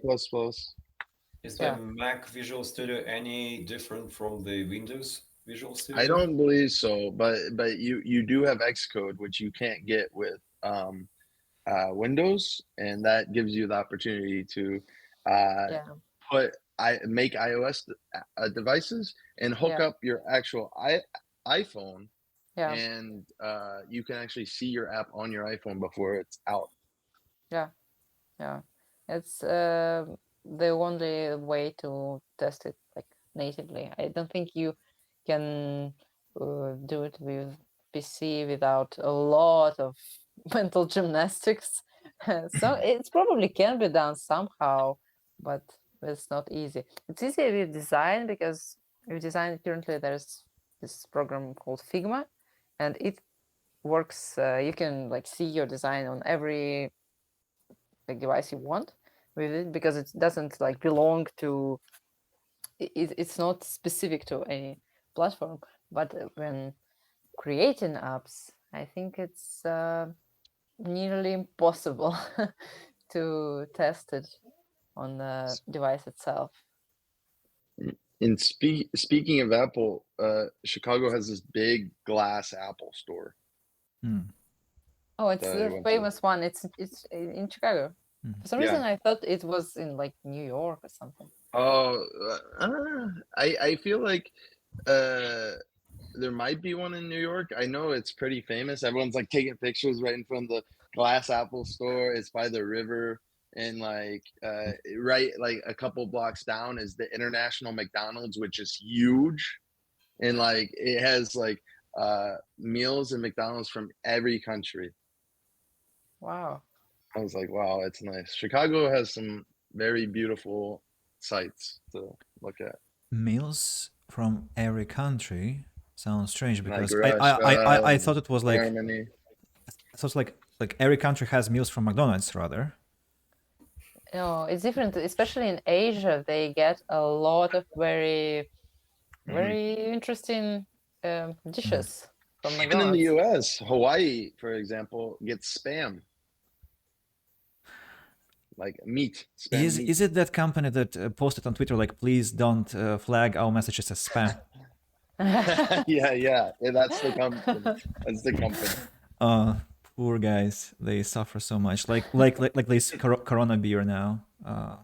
The Corona, yeah.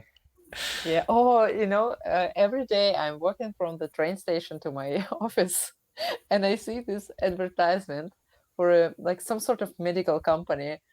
Poor guys, they're called Omicron. Really? Yeah. Wow. That's gonna be forced to branding, I guess, for them sometime Yeah. soon. Or maybe it's just, every publicity is good publicity. You can see it that way. I It's don't like know if it's good publicity for a medical company. Omicron. I don't want to go to Omicron to get Omicron. Yeah. Interestingly, I thought. Sorry. What's that? My dog wants attention.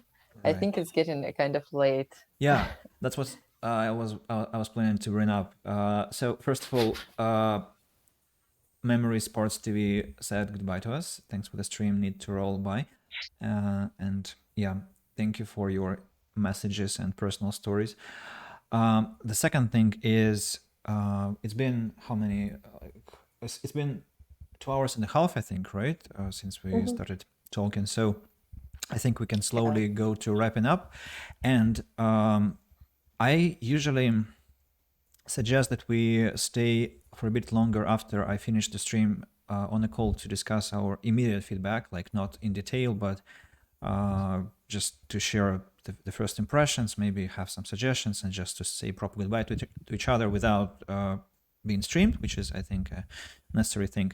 But before we wrap up, maybe you had some proposals about topics. Maybe you have some ideas that you want to express now within this context of our stream.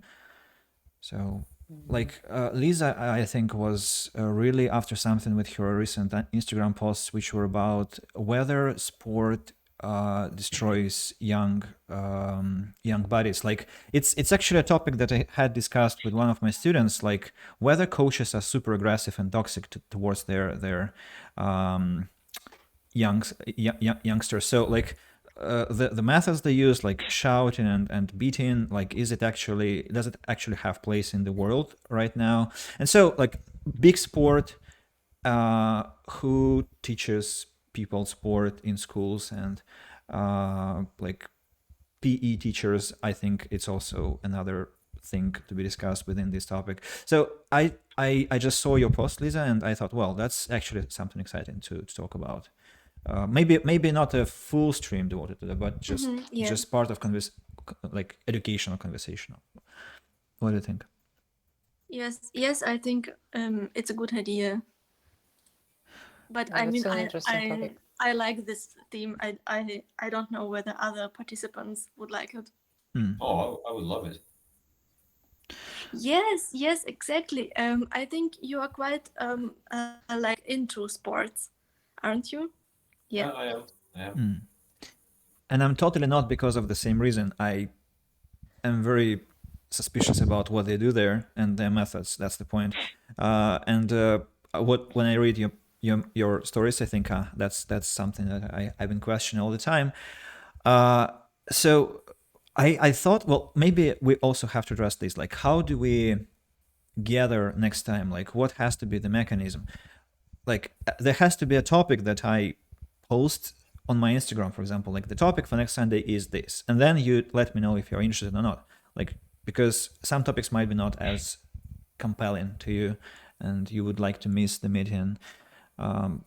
So some thoughts on that, on that maybe.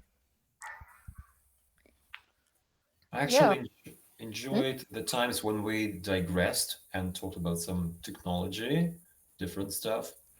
But I would love to talk some more about technology, and especially you mentioned the thing that the question was if there will be such a time when we will not need any teachers, instructors, anyone else. So I would like to speculate on that with you guys. It's also quite fascinating from legal perspective because of how legal tech is quite a topic in Germany also. Sorry, what's that again? Legal tech is why someday we don't need lawyers. Because there are programs for something. Oh, legal. I see. And coding too, I heard. Yeah, Like it's just one aspect. Just from legal perspective is also quite good topic, I guess. Like they Please, I agree, right? They Yes, have come I up with totally agree with Tamara. Yeah. They have come up with some algorithm or something that writes a code, I heard, on an average coder level. So it looks like, well, there are some signs that maybe we will not need any specialists at all. I talked to. Well, you definitely need cybersecurity. Cybersecurity. Okay, that will be done by. I talked to by my some student who is a high level specialist, and he said like the AI that was able to write the code was like the school competition level, like some mathematical tasks. Like it's very far from, like he said, AI will replace the specialist when the AI is able to answer questions from the client, which is nowhere to be seen in the nearest future. So like it's quite a different story, he said. But yeah, that was also something I asked myself about. But that's question of like an interface of some sort, because already there are, like, you can kind of talk to an AI, and just today I've seen a video of like two AIs talking to each other. They put them against each other. That's fascinating stuff, and that's kind of also an interface, like a person. Like I am a manager, right? I'm project manager, and I am kind of an interface between the developers and the clients, right? And I think maybe I can be replaced to some level by the like computer interface, because some of things we do, they are kind of typical, they are routine. So a lot of things can be automated. It's kind of scary too. Facebook had something AI like launched, and they started teaching themselves their own language, and they didn't understand what they were speaking because they were speaking their own computer language. They taught themselves their own language. There's a lot of potential for really, really bad things, it seems. So because that sounds like a topic about future then. Futuristic technologies, like what future has for us, based on what we have seen last like 20 years, like our conscious life, for most of us, like where you actually start to analyze things like what is around me. And so future sport, what else?